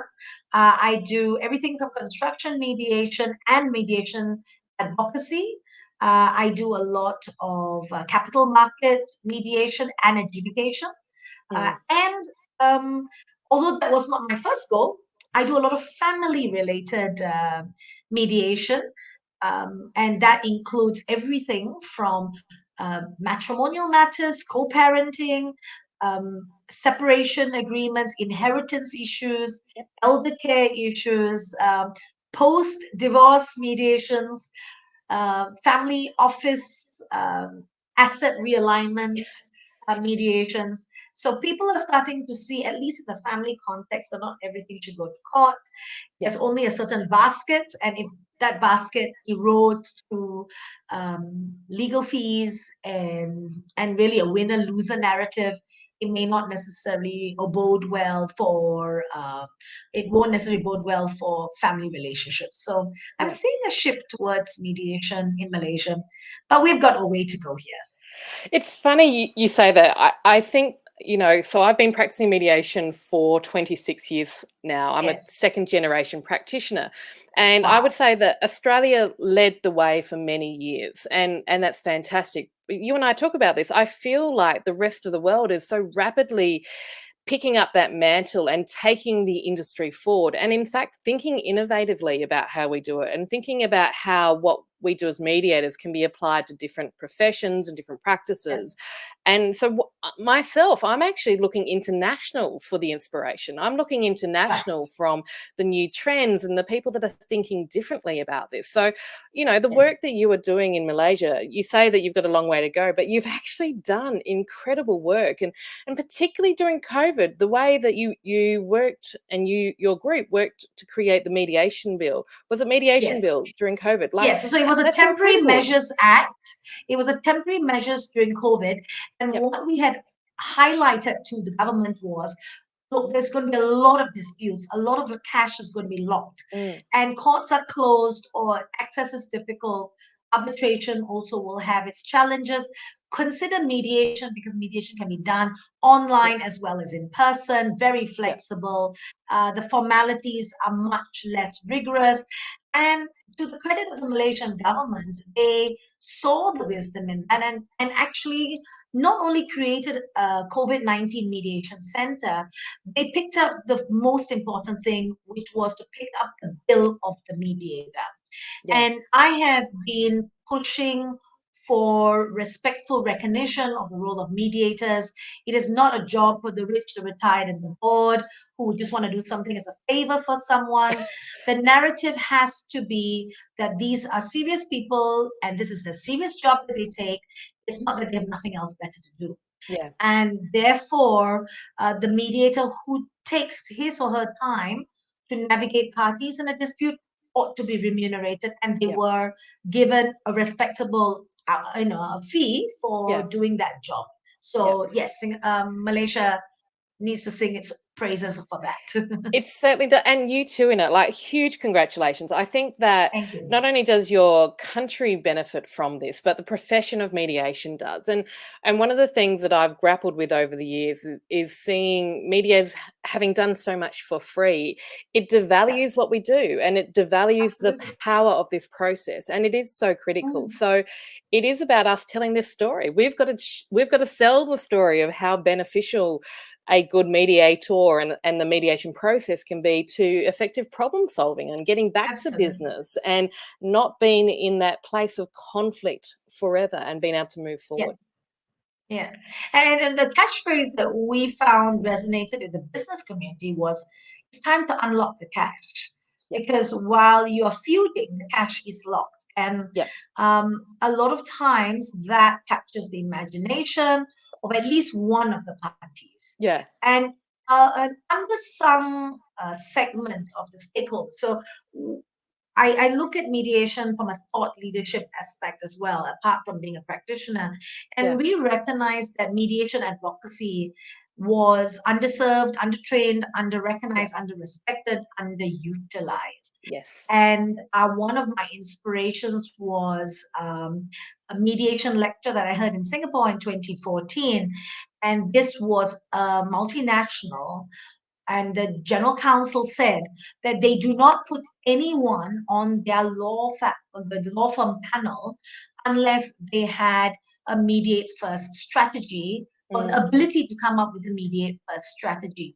I thought that was absolutely brilliant, because here in Malaysia, the panel lawyers are generally populated with litigators. Yeah. And because they're panel lawyers, they are subject to very poor scale fees. And I joke that it is the one letter, $1 model. So a lawyer needs to issue out 100 letters before they get $100.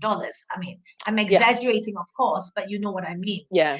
And so what I have been trying to, again, pollinate the landscape is not necessarily to throw out that model, but to have a parallel model where mediation advocates are incentivized to resolve the matter early, maybe for $5 or $50, and so that it's sustainable.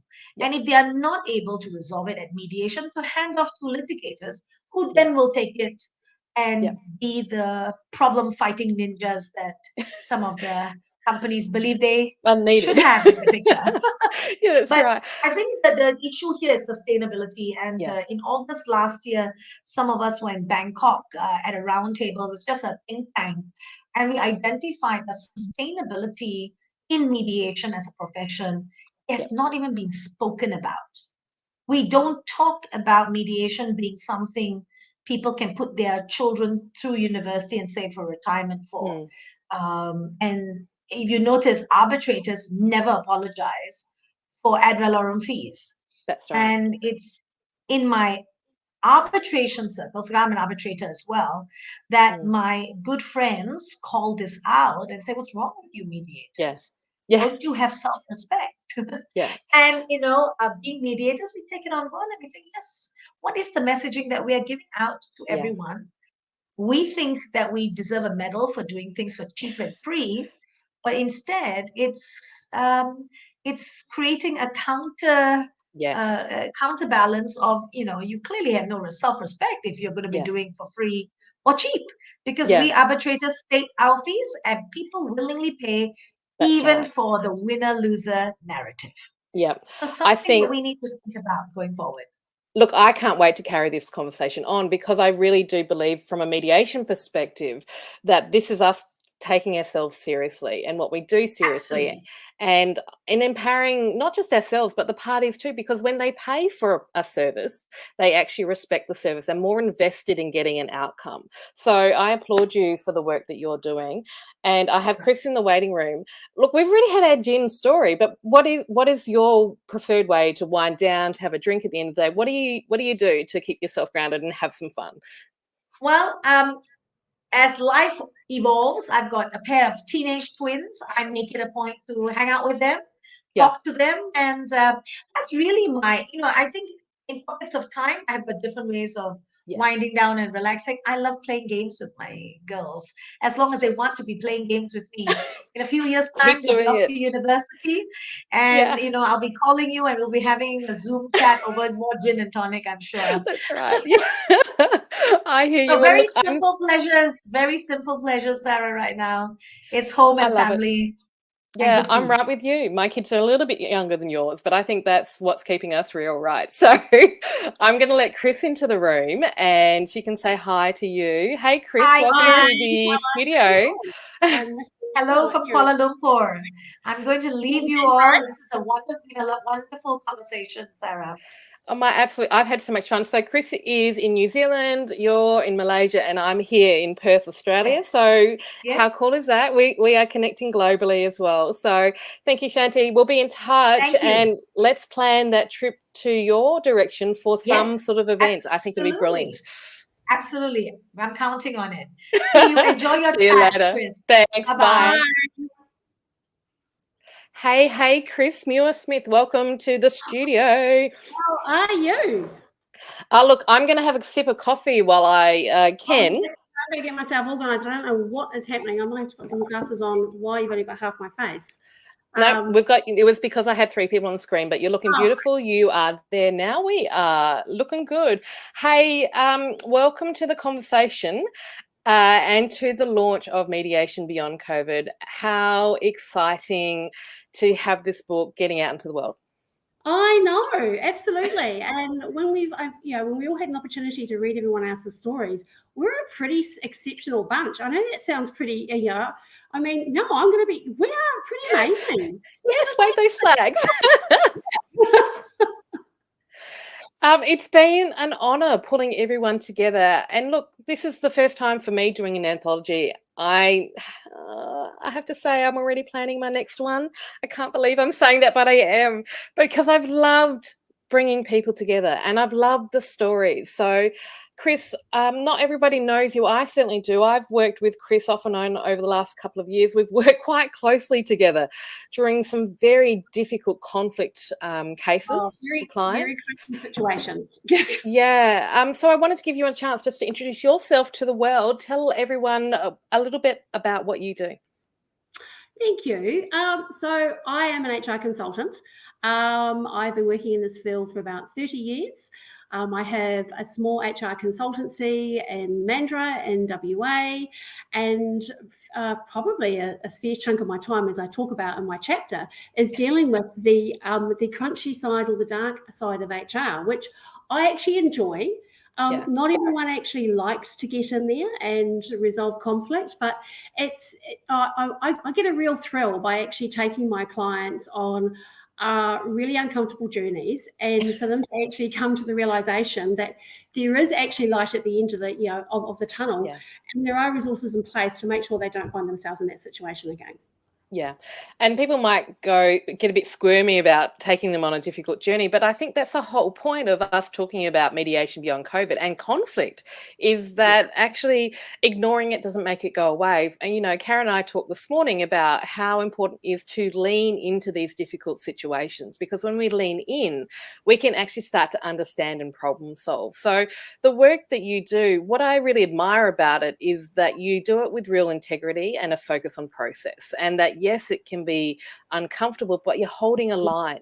And when people are in conflict, when there's confusion and chaos, it's that steady beat of consistency that makes things safe. Look, absolutely. And look, I think I've mentioned in my chapter, look, we're all human. And I think people forget, as mediators, arbitrators, HR professionals, lawyers, whichever skill set we have, we're still human. And I think COVID actually, for whatever reason, I think gave people the permission in their minds to actually go outside the bounds of social norms and actually just behave incredibly badly. And look, there are days I went home and licked my wounds, but then you just pick yourself up, you come back the next day and you hold the line. And the reason why it's not to be antagonistic or, to be, the crunchy old HR lady, for example, it's the only way to keep people safe. Does that, And quite often, and you and I have been on the same journey together with some of our clients, they don't actually realize that until they get out to the other end. That's right. It's not easy. It's not. And certainly, part of that reality too is there's pushback, right? And people get frustrated or angry through the process. I know in mediations that sometimes parties will try to manipulate you to get you on their side to get the outcomes that they want. And they may not even be consciously doing it. And I think you and I, when we've been doing a conflict management work, there's self-sabotaging that goes on because people don't understand or talk about those crunchy things in a way that is more open to problem solving. Look, completely. Look, I've had people not, it's not been unconscious bias, it's intentional. Hey, there's a bottle of gin in it, or there's a bottle, there's a meal voucher or something that's like, doesn't matter. I'm sorry, you can give me the crap jewels. We're still going to come to the end of this process. Yes. People, it's, look, as we've talked about previously, and and in the chapter, I think fear dominated people's rational, their rational mindset, and they were willing to go completely outside their normal, I suppose what they would, deem to be behaviour. And I've spoken to people since we've, and who have actually said, look, I'm so ashamed of the way I behaved. I mean, you and I had a really long process that went on for 18 months, goodness. Yeah. And, some people came to that realisation, and unfortunately some people didn't. Yeah, that's right. So this is your first time being in a book, Chris, being a published author. Tell me one thing that stands out for you about this experience. It was terrifying at the start. But it's actually, the questions that we've been asked, it's a really good way to actually unpack how we operate as professionals, and actually a time to reflect on why we do what we do and why we love what we love.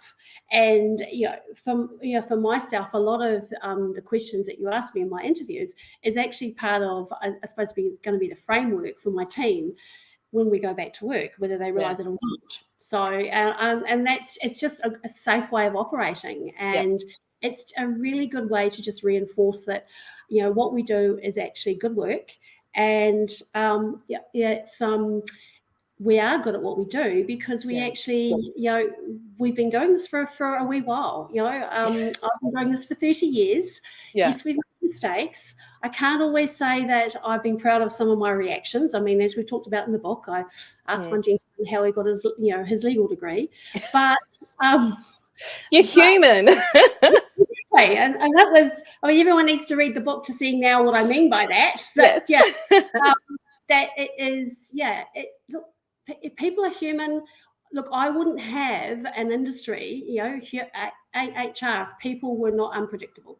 Yeah, absolutely right. And, it's terrible sometimes, I think, as a mediator, that I'm making my business from people's problems and conflict. And yet at the same time, my vision always is to do myself out of a job. And I think that's what I like about you too, is that what we're trying to do is empower people with the skills and the confidence to be able to better prevent it happening in the first place. But even when it does happen, to be more productive, constructive, and to know that, it's okay. You can get through this.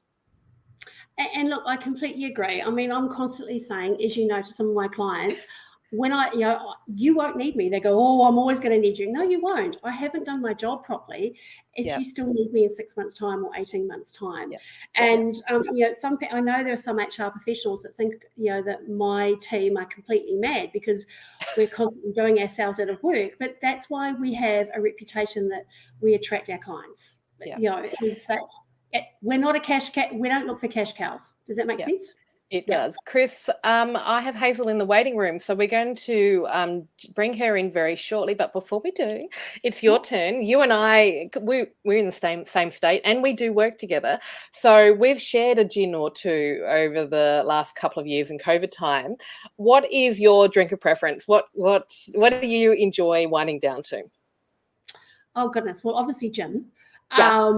And I think we've gone through some pretty amazing gin through the Margaret River, and I think I don't know. I mean, I'm not picky. I think I just any gin, right? Yeah, pretty much. I sort of look at going into a bottle store as going on a journey of discovery. So willing to try. Hey, that's new. I haven't tried that one before. I like that. You're bringing curiosity to it. That is fantastic. I love it. Let's bring Hazel into the stream. Hey, Hazel, welcome to the studio. Very grateful to have you joining us. But Chris, thank you for being part of this journey. I know that Trent, your colleague, was hoping to join us as well, but you're taking one for the team today, and I'm grateful, and I'm looking forward to you coming back to Perth so we can actually catch up. So thank you for being part of this journey, Chris. No, thank you. Lovely to see you, Hazel. Okay. Hey, Chris. And, How you doing? how are you doing as well? And I'll see you soon. Okay. Bye. Bye. Bye. Hey, how are you, Hazel? Very well, very well. So excited to be here today on the day of the launch of our book, Mediation Beyond COVID. Congratulations to everyone. Thank you. Thank you for being part of this journey, Hazel. I was so excited, and I mean, everybody's had a hard time and gone through a lot of challenges when it comes to COVID. So being a part of this book was just so exciting. Yeah. Look, well, before we go into that conversation, let's do the formalities. And I want to give you a chance to introduce yourself to everyone. Tell everyone about a little of what you do. Okay. All right. My name is Hazel Harrington, and I'm the founder. Oh my gosh. If it's not yours, it's mine. Let's. Yeah. So my name is Hazel Harrington, and I'm the founder of Harrington Publications Worldwide. I'm also a business advisor for the Global Chamber of Business Leaders. Now, I publish books, magazines, and most importantly, I equip and empower women to build powerful personal and corporate brands. And I'm so passionate about that. I'm a mom of two as well, and originally from Zimbabwe, reside in Australia. Hazel, and you and I met, I want to say, was it a year ago, maybe 18 months ago? Yes, it's about 18 months ago we started working together during a speaking event. Was it Lady Australasia Power? I think it was, yeah. And one of the reasons why I wanted you as part of this book, Hazel, was that what I love is not just the way that you're empowering women in business, but you're also doing it in a way that's real. I think that you have a capacity to have conversations with people about the challenges and keeping it honest and doing what we do with integrity. And I love that you bring that to your business. And I love your chapter too, because you bring heart to your chapter. And that's what people need to know. They need to know that they're not alone. We often see the shiny on social media, right? And it makes us feel really lonely when we come head to head with the realities of the hard work, the conflict, those moments of confusion. And it's been a lot of them, like you said, over the last few years.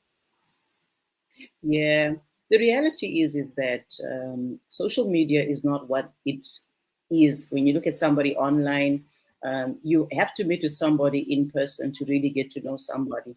I always encourage people, if you're close by, go out there and network with other people, because there's a lot of things going on. If you go onto Instagram and these other apps, TikTok, and a lot of people are pretending to be something that they're not. And luckily in business, it's not so bad. Hazel, one of the things that you did in your chapter and you talked about was this challenge we often face with the internal conflict. You know, some of mediators and other business leaders have talked about the external conflict. But I know from Ming's perspective too, from a mental health advocate, around how important it is for us as business people to also check in our own internal conflicts and use those as a mechanism of reflection, of growth, of resilience building, and just acknowledging where we are in those places sometimes. Yeah. Well, here it is, Sarah, is that when I started my business during COVID, I went through a lot of internal conflict. And the first thing I had to address was fear. Yeah. Fear of the unknown, fear of what are people going to say, fear of failure. And this is what women are going through right now. They're so used of having a store in a mall. They're so used of going to work, and then things changed. What do you do when change comes about? It's either you innovate or you get left behind. And that's what came with COVID. We weren't so used of doing everything online, so it was a bit uncomfortable for me. So there's an internal conflict. There's my personal data I'm worried about. Putting myself out there. When you're starting a business online, there's a lot of things that need to change within yourself.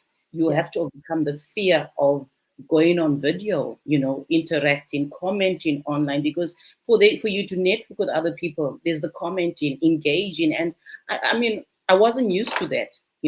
I did a lot of coaching, traveling, speaking on global platforms, interviewing celebrities, and I had to change the way that I was doing business. So besides having that internal conflict of fear of the unknown, will people like me? Because now I've got to show people who I truly am. I didn't want to be a fake, and telling them about my brand and telling them about my experiences. And it's not so easy, because as women, we have to be mothers, we have to be sisters, cousins, and we've got so many roles that we play. But what about this role I'm going to play as an entrepreneur?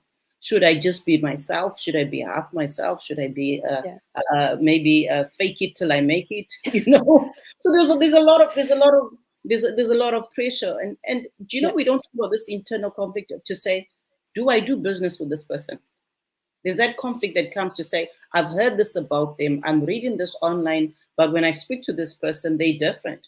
So there's a lot of things when it comes to doing business online that came with COVID as well. So my chapter explains a lot of my experiences starting my business. I love it. I love that you are coming on this journey with us. And, you and I have done a couple of these now, I think, in different things. And I think that each time I've done this, I've learned something more. And I'm really grateful, Hazel, for the insights that you bring. How do you wind down? What do you do? Do you have a favourite drink and favourite activity? What do you do to keep yourself grounded and checked in? Okay, I think this is public knowledge that I'm a Christian. I believe in the power of prayer. I believe in Jesus. I've never been ashamed to say that. And for me, what keeps me grounded is that the first thing that I do is I pray. I pray because I acknowledge that without Jesus, I'm nothing and I can do nothing. And I find that praying and singing, I love to sing, and I don't have the most amazing voice, but I worship and I sing and I just love that. And after that, obviously, get a bit of exercise in there. And then you've got to really do research. You've got to do research. You've got to, I always say to people is that, we talked about winging it, is that in business, you can't just do business by winging it. You've got to do your background checks. You've got to do your due diligence. And I'm speaking to the women that are watching in everything that you do. Even now I'm talking about spiritual things. You go and do your research, your due diligence. Don't just take things as they are when people are saying that. And so that's my secret to success. That's how I wind down. I love it. I love it so much, Hazel. I'm going to bring Hayley into our studio here. Hazel, and actually, Hayley, are you in Queensland at the moment? I am in Queensland at the moment. I am in beautiful southeast Queensland on a mountain retreat location. So I think you both are in Queensland, and I think the three of us are juggling our kids during school holidays and doing a book launch. So hats off to all of us. Hazel, thank you for joining us, and I can't wait to continue the celebrations and the journey over the coming months. Awesome. Thanks so much, Sarah. Hi, Hayley. Bye. And all the best. Bye. Bye. Hey, Hayley, welcome to the studio. Sarah. Thank you for having me. My absolute pleasure. Hey, look, you and I have got stories we could tell and tell and tell, but how can I introduce you without telling our whole story? You and I met through Resolution Institute. You were working there and I was a board member. And I think we've just connected at that time and have stayed in conversation together. And just before COVID really hit Australia, you and I got together and had some really great conversations about how we might bring what we were both passionate about together, how we might do some work. That was 2019. And and here we are finally, 2023. Can you believe it? I know. Can you believe that? No. Hayley, introduce yourself to the world who don't know your awesomeness. Oh, well, hi, everybody. My name's Hayley Jarrick. My pronouns are she, her. I usually live in Gadigal Land, which is more recently known as Sydney, but I'm coming to you today from on location on holidays with my kids. So you get the wonderful, the beautiful outlook and mountain retreat background as opposed to the hustle and bustle of the city life, and you'll hear the trucks go by instead of the aeroplanes overhead. So similar noise, but a bit different. You're keeping it real. It's great. Yeah. So for those that don't know me, I currently work as the CEO and the company secretary of the Supply Chain Sustainability School, which is a not-for-profit organisation training companies and their supply chains and individuals all about sustainability, how can we live more sustainably.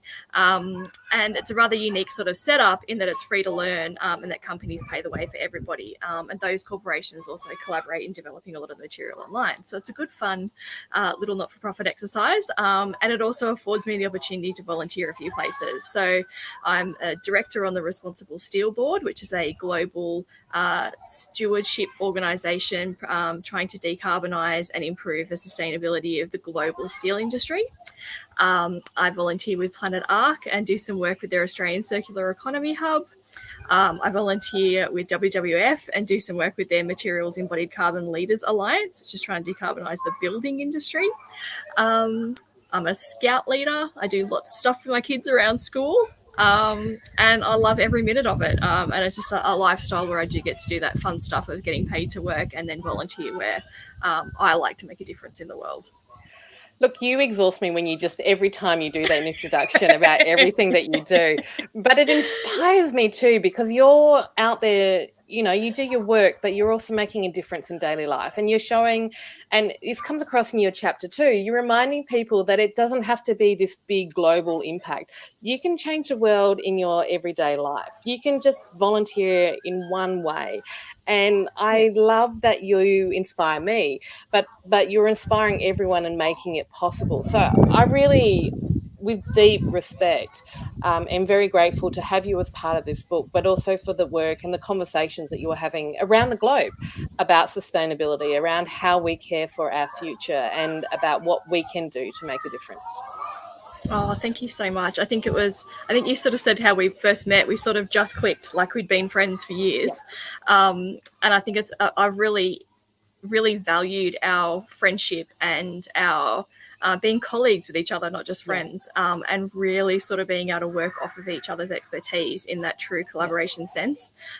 When I started working at Resolution Institute, I knew nothing about the dispute resolution world. You know, I'd always come into it as part of it's something that you try and avoid it at all costs. Nobody is, and then I was completely baffled by the fact that this was a full-time profession for people. You know, other than this like negotiator, conflict resolver, you know, you get all these sort of visions of, you know, Hollywood, you know, long drama series of these short, sharp, punchy, really dramatic, you know, short-winded things. And, you know, and I think that in my time there, I really sort of got a massive appreciation for just how complex this world is. And have a tremendous amount of respect for so many people in the industry who I could, you know, I did have the pleasure of seeing the good and bad end of the spectrum of all the dispute resolvers out there. And I think that, you know, it really gave me that opportunity to sort of really hone in and really look to some of the cream of the crop. And so when you sort of spoke to me about coming and being part of this book, I think I was just truly humbled because when I look at the list of co-authors on this book, they are, you know, they're my cream. They're the people that I really enjoyed working with and people who I learned so much from. So I was like, oh, I don't know what I can, similar. I was like, I had this conversation. Oh, I don't know if there's anything I can add to what they can offer because I learned so much from them. How could I possibly contribute to anything? And then after sort of sitting back and reading through a few other things, I was like, oh my God, you know what? I really don't give myself enough credit for things that I have learned along the way. And I think that you get a bit of that Dunning-Kruger effect, you know, when you know a little bit about something, you think you don't know anything. So I've just really enjoyed being part of co-authoring this book and showing those amazing insights and learning to be a little bit kinder to myself in the process. I love it. I love it. Do you know, it's one of these things as practitioners in a really quite a unique space, right, dealing with conflict and big problems, that we often undervalue the expertise, the skills and the knowledge that we have because we've got so used to doing it. And we forget that most other people don't have that opportunity. They, you know, for them, conflict is very uncomfortable. They don't even know where to begin with it, let alone big issues of sustainability and global impact. So I think that, you know, we've got to celebrate what we bring, but also take this knowledge and share it in a way that's accessible for people and making it just a conversation, hence gin bottle on the front. Let's sit down and let's just casually talk about these things that we're all dealing with. Absolutely. And I always say that a lot of people working in sustainability are really good at the causing conflict at the start. You know, we're disruptors. That's the whole point of what we do. We're trying to steer this massive ship in a different direction, right?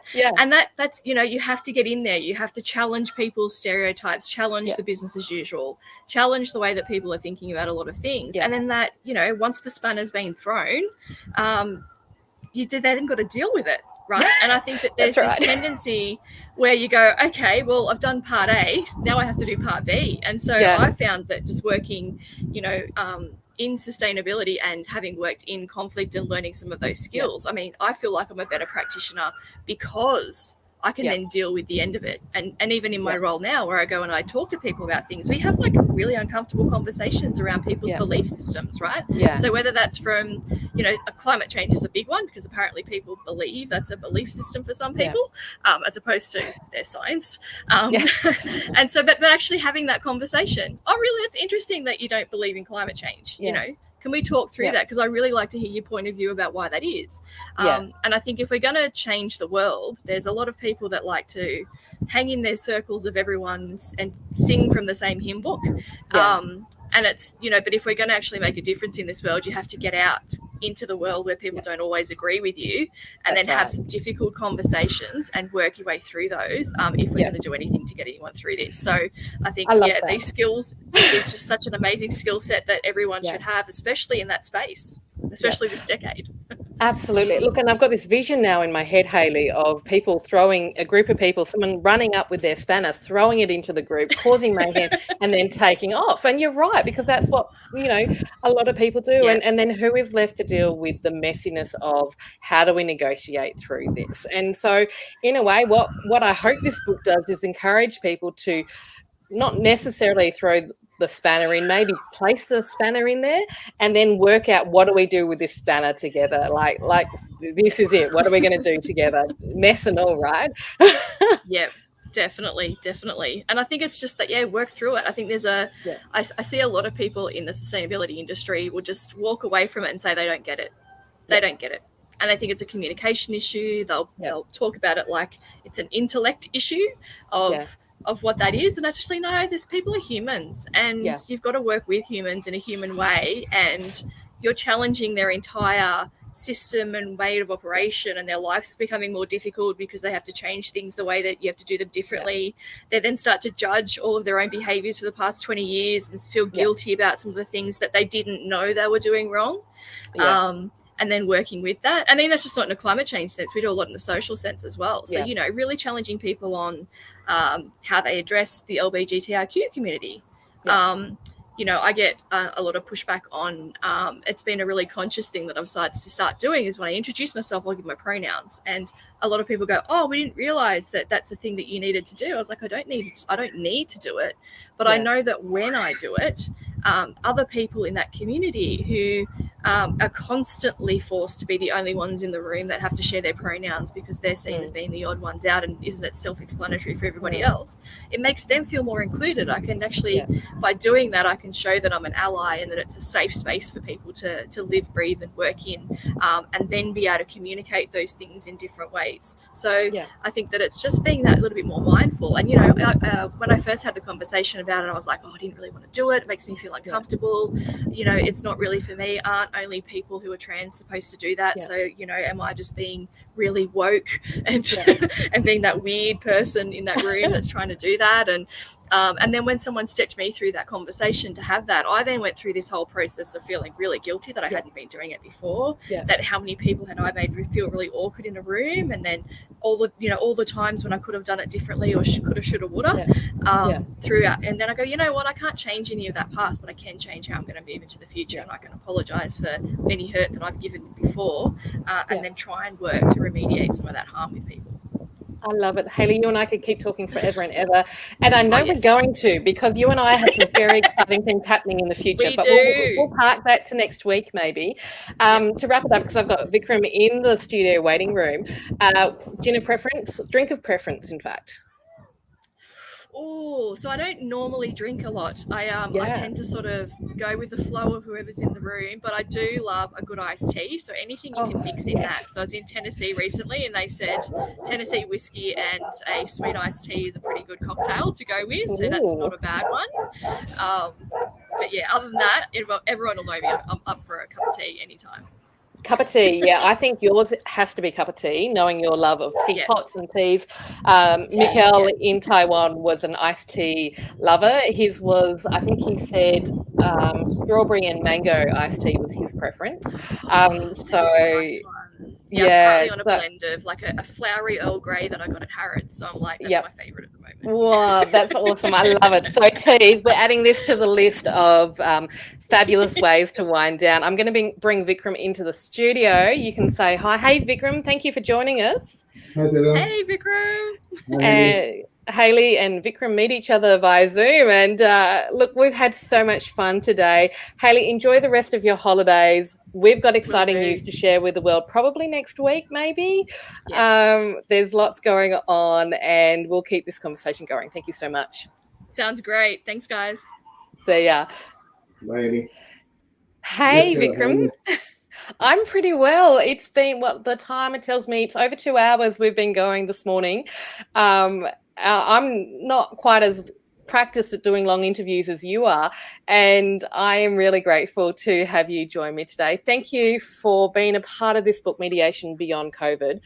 I am really honoured to have you in this book, and do want to thank you for the work you've done over the past few years to have the conversations about mediation, to take it to a different level, to take it to its heart and soul, and to bring people and practitioners, mediators, peacemakers, people interested in this business together. You have been absolutely incredible. Thank you. Look, the thing is that all that normally I would say that, are you talking about me? But I know you're talking about me. So I'm not going to get yesterday I put out a post about my YouTube channel, which is, of course, the anniversary is coming up on the 17th.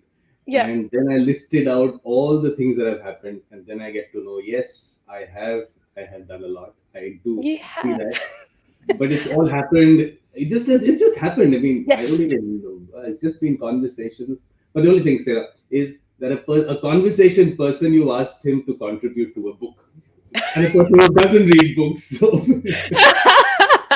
You know what? But others are going to read your story. So we're making your story accessible in different formats. And it was really great to read your chapter, to see that final version come through, and I can't wait for others to see it too. What stood out for you as a conversational person who doesn't read books? What stood out for you about this process, this creation of a book and a chapter for yourself? Look, the thing is, like I said, even the way I write is more a conversation kind of writing, which obviously maybe it's not really appreciated because you people would look at language and all those kinds of things. For me, it's a matter of communication. That's it all. I mean, of course, you've gone through it, you've seen the draft, and I know I'm not the best, but it's more about me putting down all the things I've done.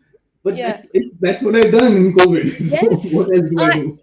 You know what? And people need to see that. And I think we all need to celebrate those wins that we've had, those, the fact that we've survived, because many didn't, right? And many people have had a really challenging time, and that we can focus on all the things we haven't done, or we can focus on all the things that we, all those little things that we've done. And you certainly have done a lot of little things that have created a big movement, and you should be really proud of what you've done. Thank you. I know that yes, it's been a lot, but the fact is that where it's going is what I'm really looking at, and that's something which the picture is there. The picture is there about this World Mediation Circle and those circles that I'm creating. So let's see how that pans out. Let's see over the year what happens there, because I'm really hoping that good things happen on the ground. I'm not saying that I'm going to make a huge impact in the world. There are lots of organizations and institutions. I'm sure they'll do good things. But in my little way, if I can do something somewhere, I'm happy. I love that. And what a good reminder for all of us, right? That we don't have to make those big impacts. We can just do something. And, you push me, and I need that sometimes to remind me, keep going. You can do this, do something local, create those mediation circles here in Australia. That's, my job for you. I'm going to take that on over here as well. But what stands out for you over the past couple of years? What's one thing that really stands out for you? Look, I'm telling you, if I look back to COVID, because obviously we're talking about that, it's been the best thing that could have happened to me. So, I'm not going to complain. Maybe it doesn't sound good to people. They'll say, what are you talking about? We've gone through tough times. Definitely people have gone through tough times, and you hear stories, lots of stories. But for me, it's been the best in terms of the way time got structured. I got time for myself, and that's where the golf thing came up. And our golf, I wrote there also. Our golf course was only closed for a month throughout the period. So it's been, I could not have asked for better. So that way, I think the fact that you can actually take time out because of the online world, and you can structure your life around it, rather than that whole conversation that started in the beginning. What is it going to be like? How are mediations going to happen? Are we going to be able to read people, the body language? Look, I'm not into that whole complex things and theory. For me, like I've of course written in the book also, it's about connections. And with that connection, I saw that there was nothing different. I sometimes think it was better. I think it was better because a lot of the, let's say background noise went away. It was you sitting there. I'm talking to Sarah, nothing else around it. I think that's been excellent. And like I said, I'm not going to complain. It's been, and that's what stood out through the whole period, is that we can connect. And look, let me say these words: heart, soul, spirituality. Yes. Nothing happens without me talking about that. But when you connect at that level, I don't think that distances matter. This whole thing about the online world, I think the energy levels that you feel through that, I think it's been perfect. So look, I love that. Heart, soul, and spirituality. For those of you that haven't come across Vikram before, that's been a consistent theme in his conversations with people across the world. For me, that is about our humanity. It's around that depth of connection that allows us to have a real conversation. And I've loved our conversations that we've had over the past couple of years, and the fact that we've gone deep, right, in our conversations. And it's been a pleasure. It's forced me to be self-reflective. It has challenged me at times, but it's also empowered me to really own some of those things that empower me in the way that I connect with others, and others in conflict as well. So, thank you for all of that. What would you say? You had a few funny stories for me when we were putting this book together. So I appreciate that you and I have had a laugh in our stuff that we've done as well, because you've kept it real. But what stood out for me is this notion of coming together under the tree. You and I talk about, let's not go into the mediation room, but let's all get together under the tree. And for me, you were talking about bringing a process to people that they're familiar with. So making it accessible, going to the people where they are with their needs. Is that one of the things that stood out for you over this last bit? Absolutely. Well, for me, it's the mediation, that technical word, and that word that has been created around it. And let me put it there because look, I have to keep talking about this. The fact that people are making mediators in fact 40-hour factories, Yep. all that was something that I really felt that look, mediation is happening all the time, and Yeah. on the ground. Look, for me, I'm looking at things around the world, and a billion people in India in the rural areas. What are we talking about? Where we have to reach there, we have to create that whole movement from there. So when I look at all that, I mean, for me, it's different from the way the mediation world that we are part of in the formal kind of mediation world. Mm. Of course, those are conversations which were not happening. Maybe I mean I Yeah. don't know. I'm sure people somewhere must have been doing, but I did not come across that. So each of those things that I picked up and all those things I've listed out there, all the events that happened, were Mm. things which came up as issues for me. Up Yep. till people who I feel have the passion for mediation are not Yep. practicing full time, for me that's an issue. That's been an Yep. issue, and I've been talking about it because here I know, of course, you also know that this is something that works and Yep. people have benefited and what how they came out of it. But why Yep. is it not taking off? So Yep. each of those things I looked at. But Sarah, let me put a point out here that I had right from the beginning kept saying my thousand reach a thousand.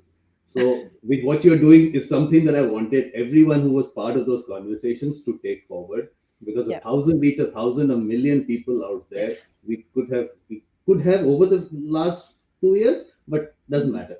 We have a long time. I don't know. We have a long time or not. Each of us, we have our limited time, but we have a long time to do things. And people have that movement. So Yeah. what you're doing is excellent, and this is Thank you. exactly what I've been talking to you about, and all the thoughts Yeah. that you brought out in our conversations about mediators as leaders, Yeah. as mediators. That conversation of ours, Yeah. I feel that's where things have to. That's where change will happen Yeah. when we can actually do that at the grassroots level. And Yeah. tell me when my time is over. Don't have to be polite with me. You know that. Well, I do, because Raw's in the studio waiting room. But I've got one more question for you, Vikram. Everyone's got this question. I know you play golf to wind down, but do you have a drink of preference? We've heard iced teas, we've heard teas, we've heard gin. What do you sit around your group of friends, the dining table, the fire? How do you wind down? Look, for me, in terms of drinks, definitely. I don't. I mean, I don't drink alcohol, so for me, Yeah. that part of life I haven't seen, so I'm not part of that. Yeah. Water is a drink of preference, which, Yes. of course, conversations when I have here, and that water is what it takes me through. But Yeah. otherwise, look, masala tea, definitely. Yeah. So, masala tea is Fantastic. a preference whenever an opportunity comes in. I love it. Vikram, again, thank you for joining us. I'm going to add Raw to the conversation here. But welcome, Raw, to the studio. We are live. Vikram, you're here in India. Raw, tell us where you are. Paint a picture of where you're sitting at the moment. I'm sitting in my home office, an early January morning in Norway. We are in different time zones, so the afternoon in Perth is an early morning in Oslo, Norway. Yes. Thank you. And you Let me say hi to Roar. Hi, Roar. And I'll see all of you in Talking Books on the 8th. And I won't take any of your time, Roar. So thank you, Sarah. Thanks, And Vikram. We'll be in touch. On the 8th. Yeah. Bye. See you Bye, Roar. later. Hey, Raw, thank you. And thank you for joining us very early on the morning that it is on this really exciting day of launching the book. It's been fun. It's very fun. And I must say congratulations to you and to all the other contributors for the book you are launching today. I'm very excited to be part of it. Yeah. So, it's a really good day. It is a really good day. I was a little bit unsure how the day would unfold when I got up this morning. We're launching Mediation Beyond COVID, and we're coming to the end of our interview series for now. We've got our live launch tonight.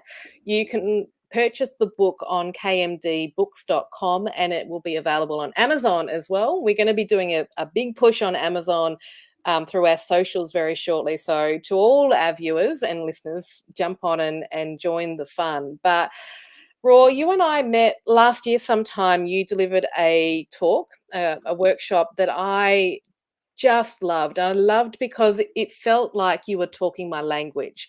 It felt like you got how I practiced. And as mediators, we often operate a lot in isolation. Hayden talked about that this morning. And to have and come across and collaborate with people that kind of get where we're coming from and get that dispute resolution isn't just about the letter of the law, but it's about humanity, and it's about people and our emotions and our brains. And I loved what you did. And so I am really grateful to have you in this book. And the more we talk, the more I love what you do. So tell us a little bit about who you are, what you do. I am I called reformed lawyer. Yes. I've been working as a lawyer for several years. I started off in the tax administration. I worked in an organization, worked with labor and employment law. I took classes in the States in conflict resolution, negotiations, and mediations. And after a while, I felt this was me. And after, it's dangerous for your employer to give you a leave. So I had a leave together with my wife. We took a gap year and we traveled to Cyprus, and we worked voluntarily for an American conflict resolution organization. And that gave me a kind of a distance to, the everyday work you're doing. So I came back, had a great job, loved it a lot. And I felt I just had to do something different.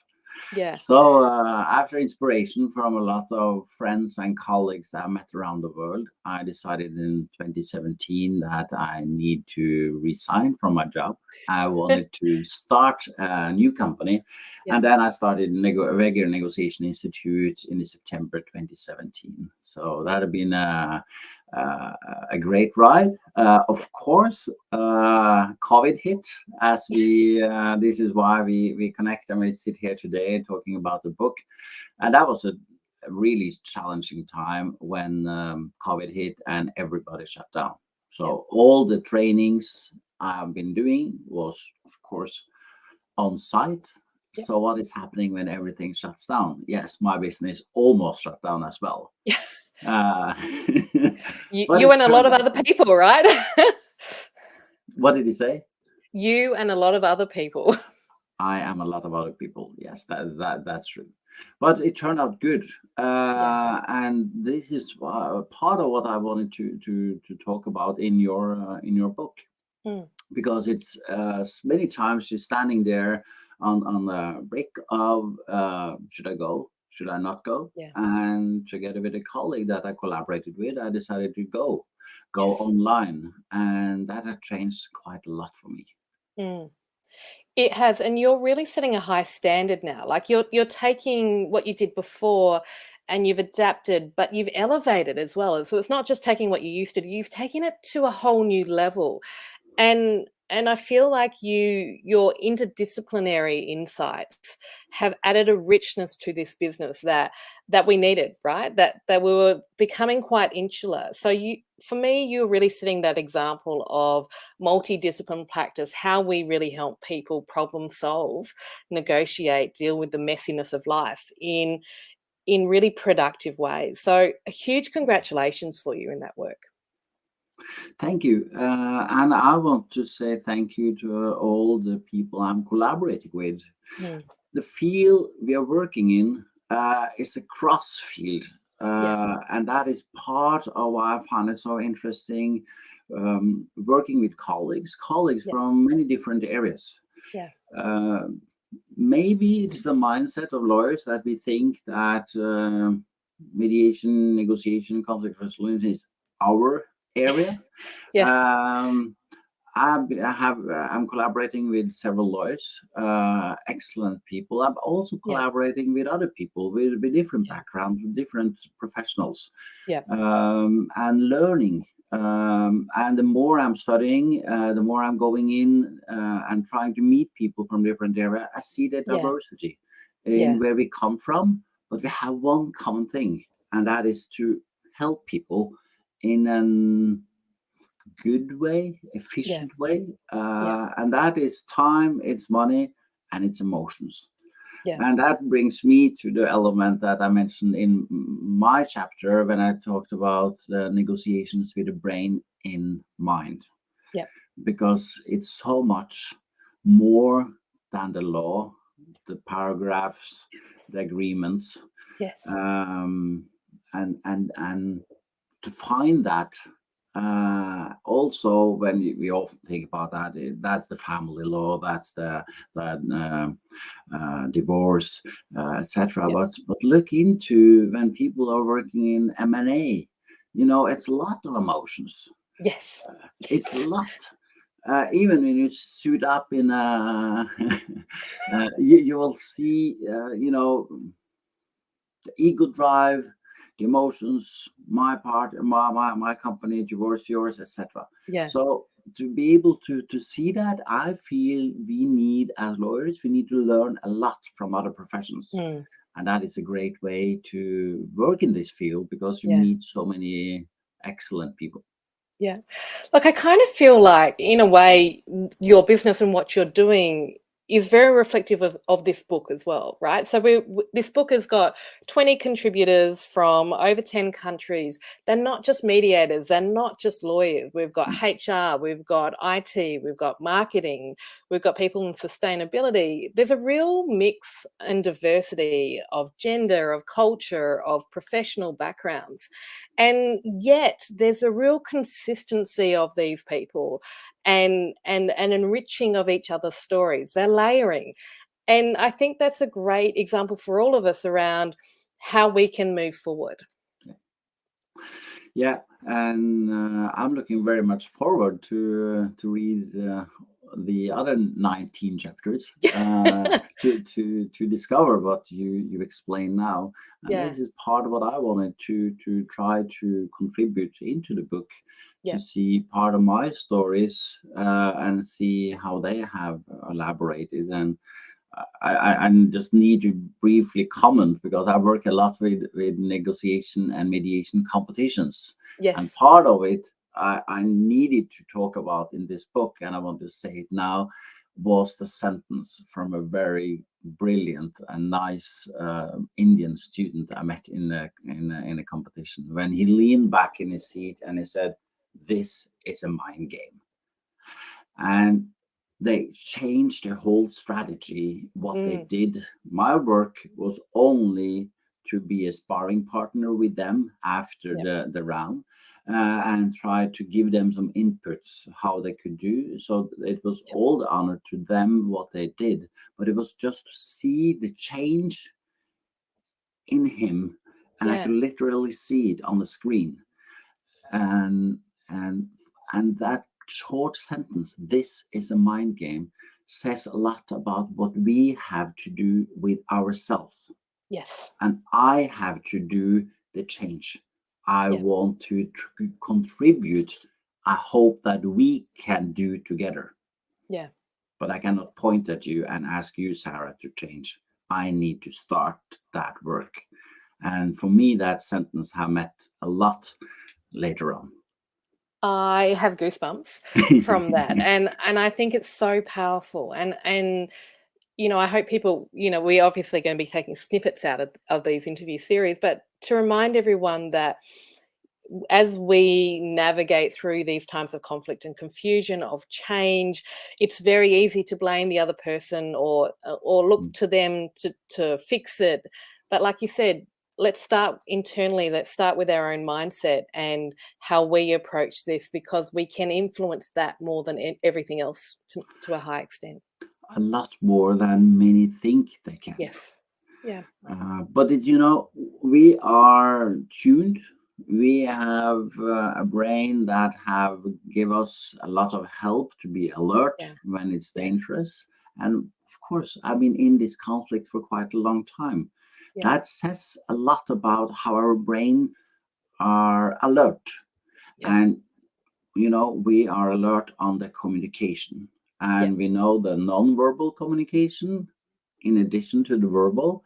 So we think we haven't said anything yet, but there's a lot we have said, right? We have already, a lot we have already said, and to be aware of that, So I feel I wrote an article a while ago. I talked about why lawyers need to do mediation training to be better lawyers.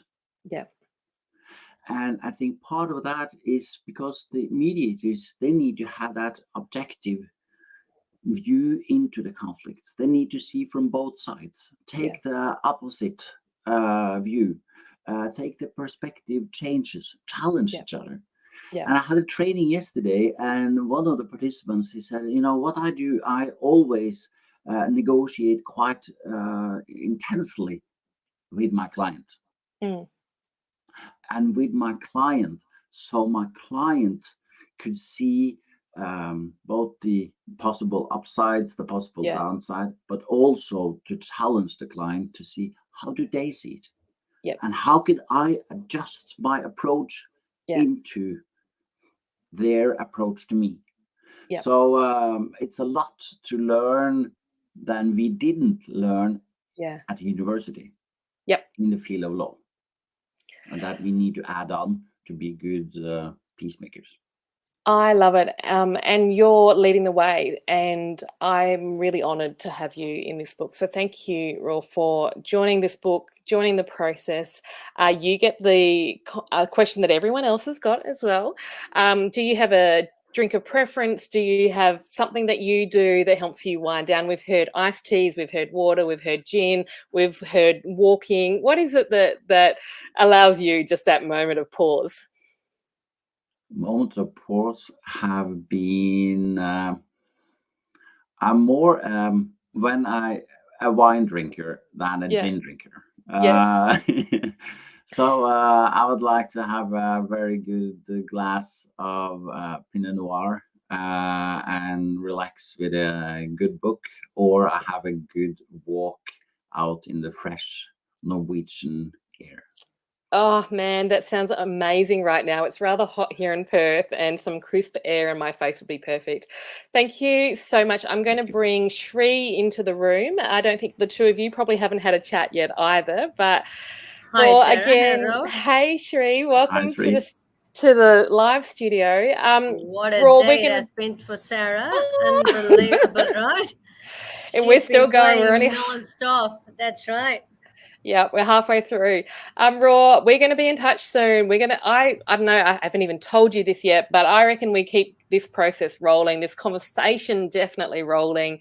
There's going to be magic from this book. I can feel the energy, and I can't wait to see the collaborations, the opportunities, and see where we take this conversation next. So thank you so much. Thank you. Bye. See ya. Hey, Shri, how Sarah, are you? there we go. Oh my goodness, you need to sip a cup of coffee or something before you start talking to me. My goodness, man. Cold coffee, there's nothing like it. Yes. I can imagine how much you've been going since morning. Absolute splendid work for the last few weeks and few months into this book, and organizing everything. What a massive effort. Absolute splendid. Thank you. You deserve all success and the growth from here on. Thank More you so much. success to follow. It's taken everyone, right? This has been an everyone journey, and it's the quality of people that we surround ourselves with that help us take it. But it's been a ride. It's you're the last interview before lunch, and then we're going to gear up for our live launch, which is going to be super fun. And then I've got a couple more interviews. So look, you and I met, well, great story, really. Let me introduce Shri. Shri and I met because her company hosted my website and was looking after things for me from an IT perspective. And you gave me a phone call. And I remember thinking at the time oh, that's really weird. And then we had a chat, it was lovely. And then I got off the call and I thought, hey, that is amazing. Hey, that's so awesome that this business woman would reach out and create a connection. And, we just haven't stopped since, really. Absolutely nothing. I'm still going strong there. Yeah. Shri, do you want to introduce yourself so everyone knows, I guess, some of your story and how you ended up in this book? Absolutely. Yeah. I've got 5 companies in Australia. So basically from Melbourne, but I've traveled here to Perth today. This morning, I landed in Perth from Melbourne. I've got a company in Perth as well, which I'm here now at the moment, and then evening. Looking forward to meeting Sarah and the others over there. Journey started way back in 16, and then since then, I think it hasn't stopped. It's been an absolute learning every day. Like everyone has been saying, Road beautifully said that there, change is to come from within. That's so important for the growth of every individual. Once we think that we have achieved it all, we are stagnating there. So my journey started with one company back in 2016 in Melbourne, and then from there on, even though it's been a lot of challenges, but that's how we learn and grow, and it's been a lot of acquisitions from there on, and a lot of traveling and a lot of meeting lovely people like you. Yeah. I have had an absolute pleasure chatting with you, problem solving, talking business, and having you in this book. And one of the reasons why I wanted you in this book is because I didn't just want it to be Mediators and Lawyers. I wanted this book to bridge the gap between those who do the business of dispute resolution as a profession, but the everyday leader, the CEO, who has to deal with this stuff every day. And we just don't talk about it, Sri, do we? We just kind of expect that, oh, yeah, we all know how to do that, or we pretend we do. And it's these lessons that we need to be sharing. Absolutely. To run a business, first, you need to know your negotiation skills. You need to know the art of listening. I think in my chapter, I kept on insisting on how important it is to listen to everybody. Negotiation cannot happen without you listening to what the other person has got to say. From there on, you drive a conversation and make them understand. If your point is right, then make them understand. Or if something that you need to take a feedback, every CEO, every director, doesn't matter who you are, need to be open for a feedback, for you to change and grow with the business, grow with the team, make them grow along with you. That's the key in terms of growth. And that's when you will get the absolute pleasure of you doing something for the business, for the team, for the staff, for the clients. It's always about for what you are actually doing a certain activity. So negotiation is a challenging one. So experts like you find it more because you look things from a different perspective, from a third angle perspective, but we are in the game, dealing with the clients, dealing with the staff. That's where this listening, taking a step back, understanding what the other person got to say, and then moving forward is the key. I love what you talk about, and I love it because you're not saying it's not there, but you're saying use it, listen deeply, use those tension moments, those moments of confusion as opportunities for growth. And that's at the heart of a mindset shift around seeing conflict as a bad thing to seeing conflict as an opportunity for innovation and change and growth. So you are living the experience of what I aspire to help more people find in their own leadership. Absolutely. See, listening is more of, because you get to read the body language of the people that is having a conversation as well. Usually in a negotiation, it's beyond words. That's a key thing in terms of how they're keeping their hand, where they're looking at, how they're comfortable having a chat with you, are they feeling nervous about it?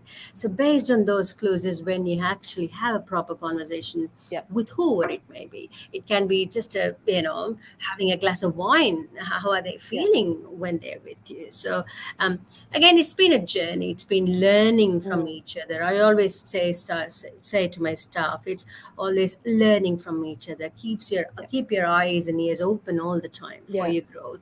That's when we can grow. So, relationship is key. I think I've said about enough in my chapter about how relationship plays a massive role. It's just not a relationship with your hubby or your partner or your pet or kids. It's about whom you're working along with. So that goes a massive way in terms of how you're looking at things. So is this the first book that you've been published in? Absolutely, it is. It is. Obviously, we're presented. We've been in a conference and things like that. But book is something absolutely splendid journey with you, Sarah. And what better way for me to do this apart from you. You know, you've been absolutely a gem in any which way you look at it, and look at the connections that you were able to pull in. You know, that shows the strength of your character. That shows that you really listen, right? And people won't come and agree to what you're actually saying to them. That's fantastic. Shows your credibility. Oh, thank you, gorgeous. But what stands out for you about this book writing process? What did you enjoy about the journey, or not enjoy? No, it's a more of reflection of where and how I started and what more or what have I forgotten in this particular journey. You know, life takes you so fast because day in and day out, something or some challenges comes in your way. So it's kind of for me to take a step back. Okay, look, I have done something by the looks of it.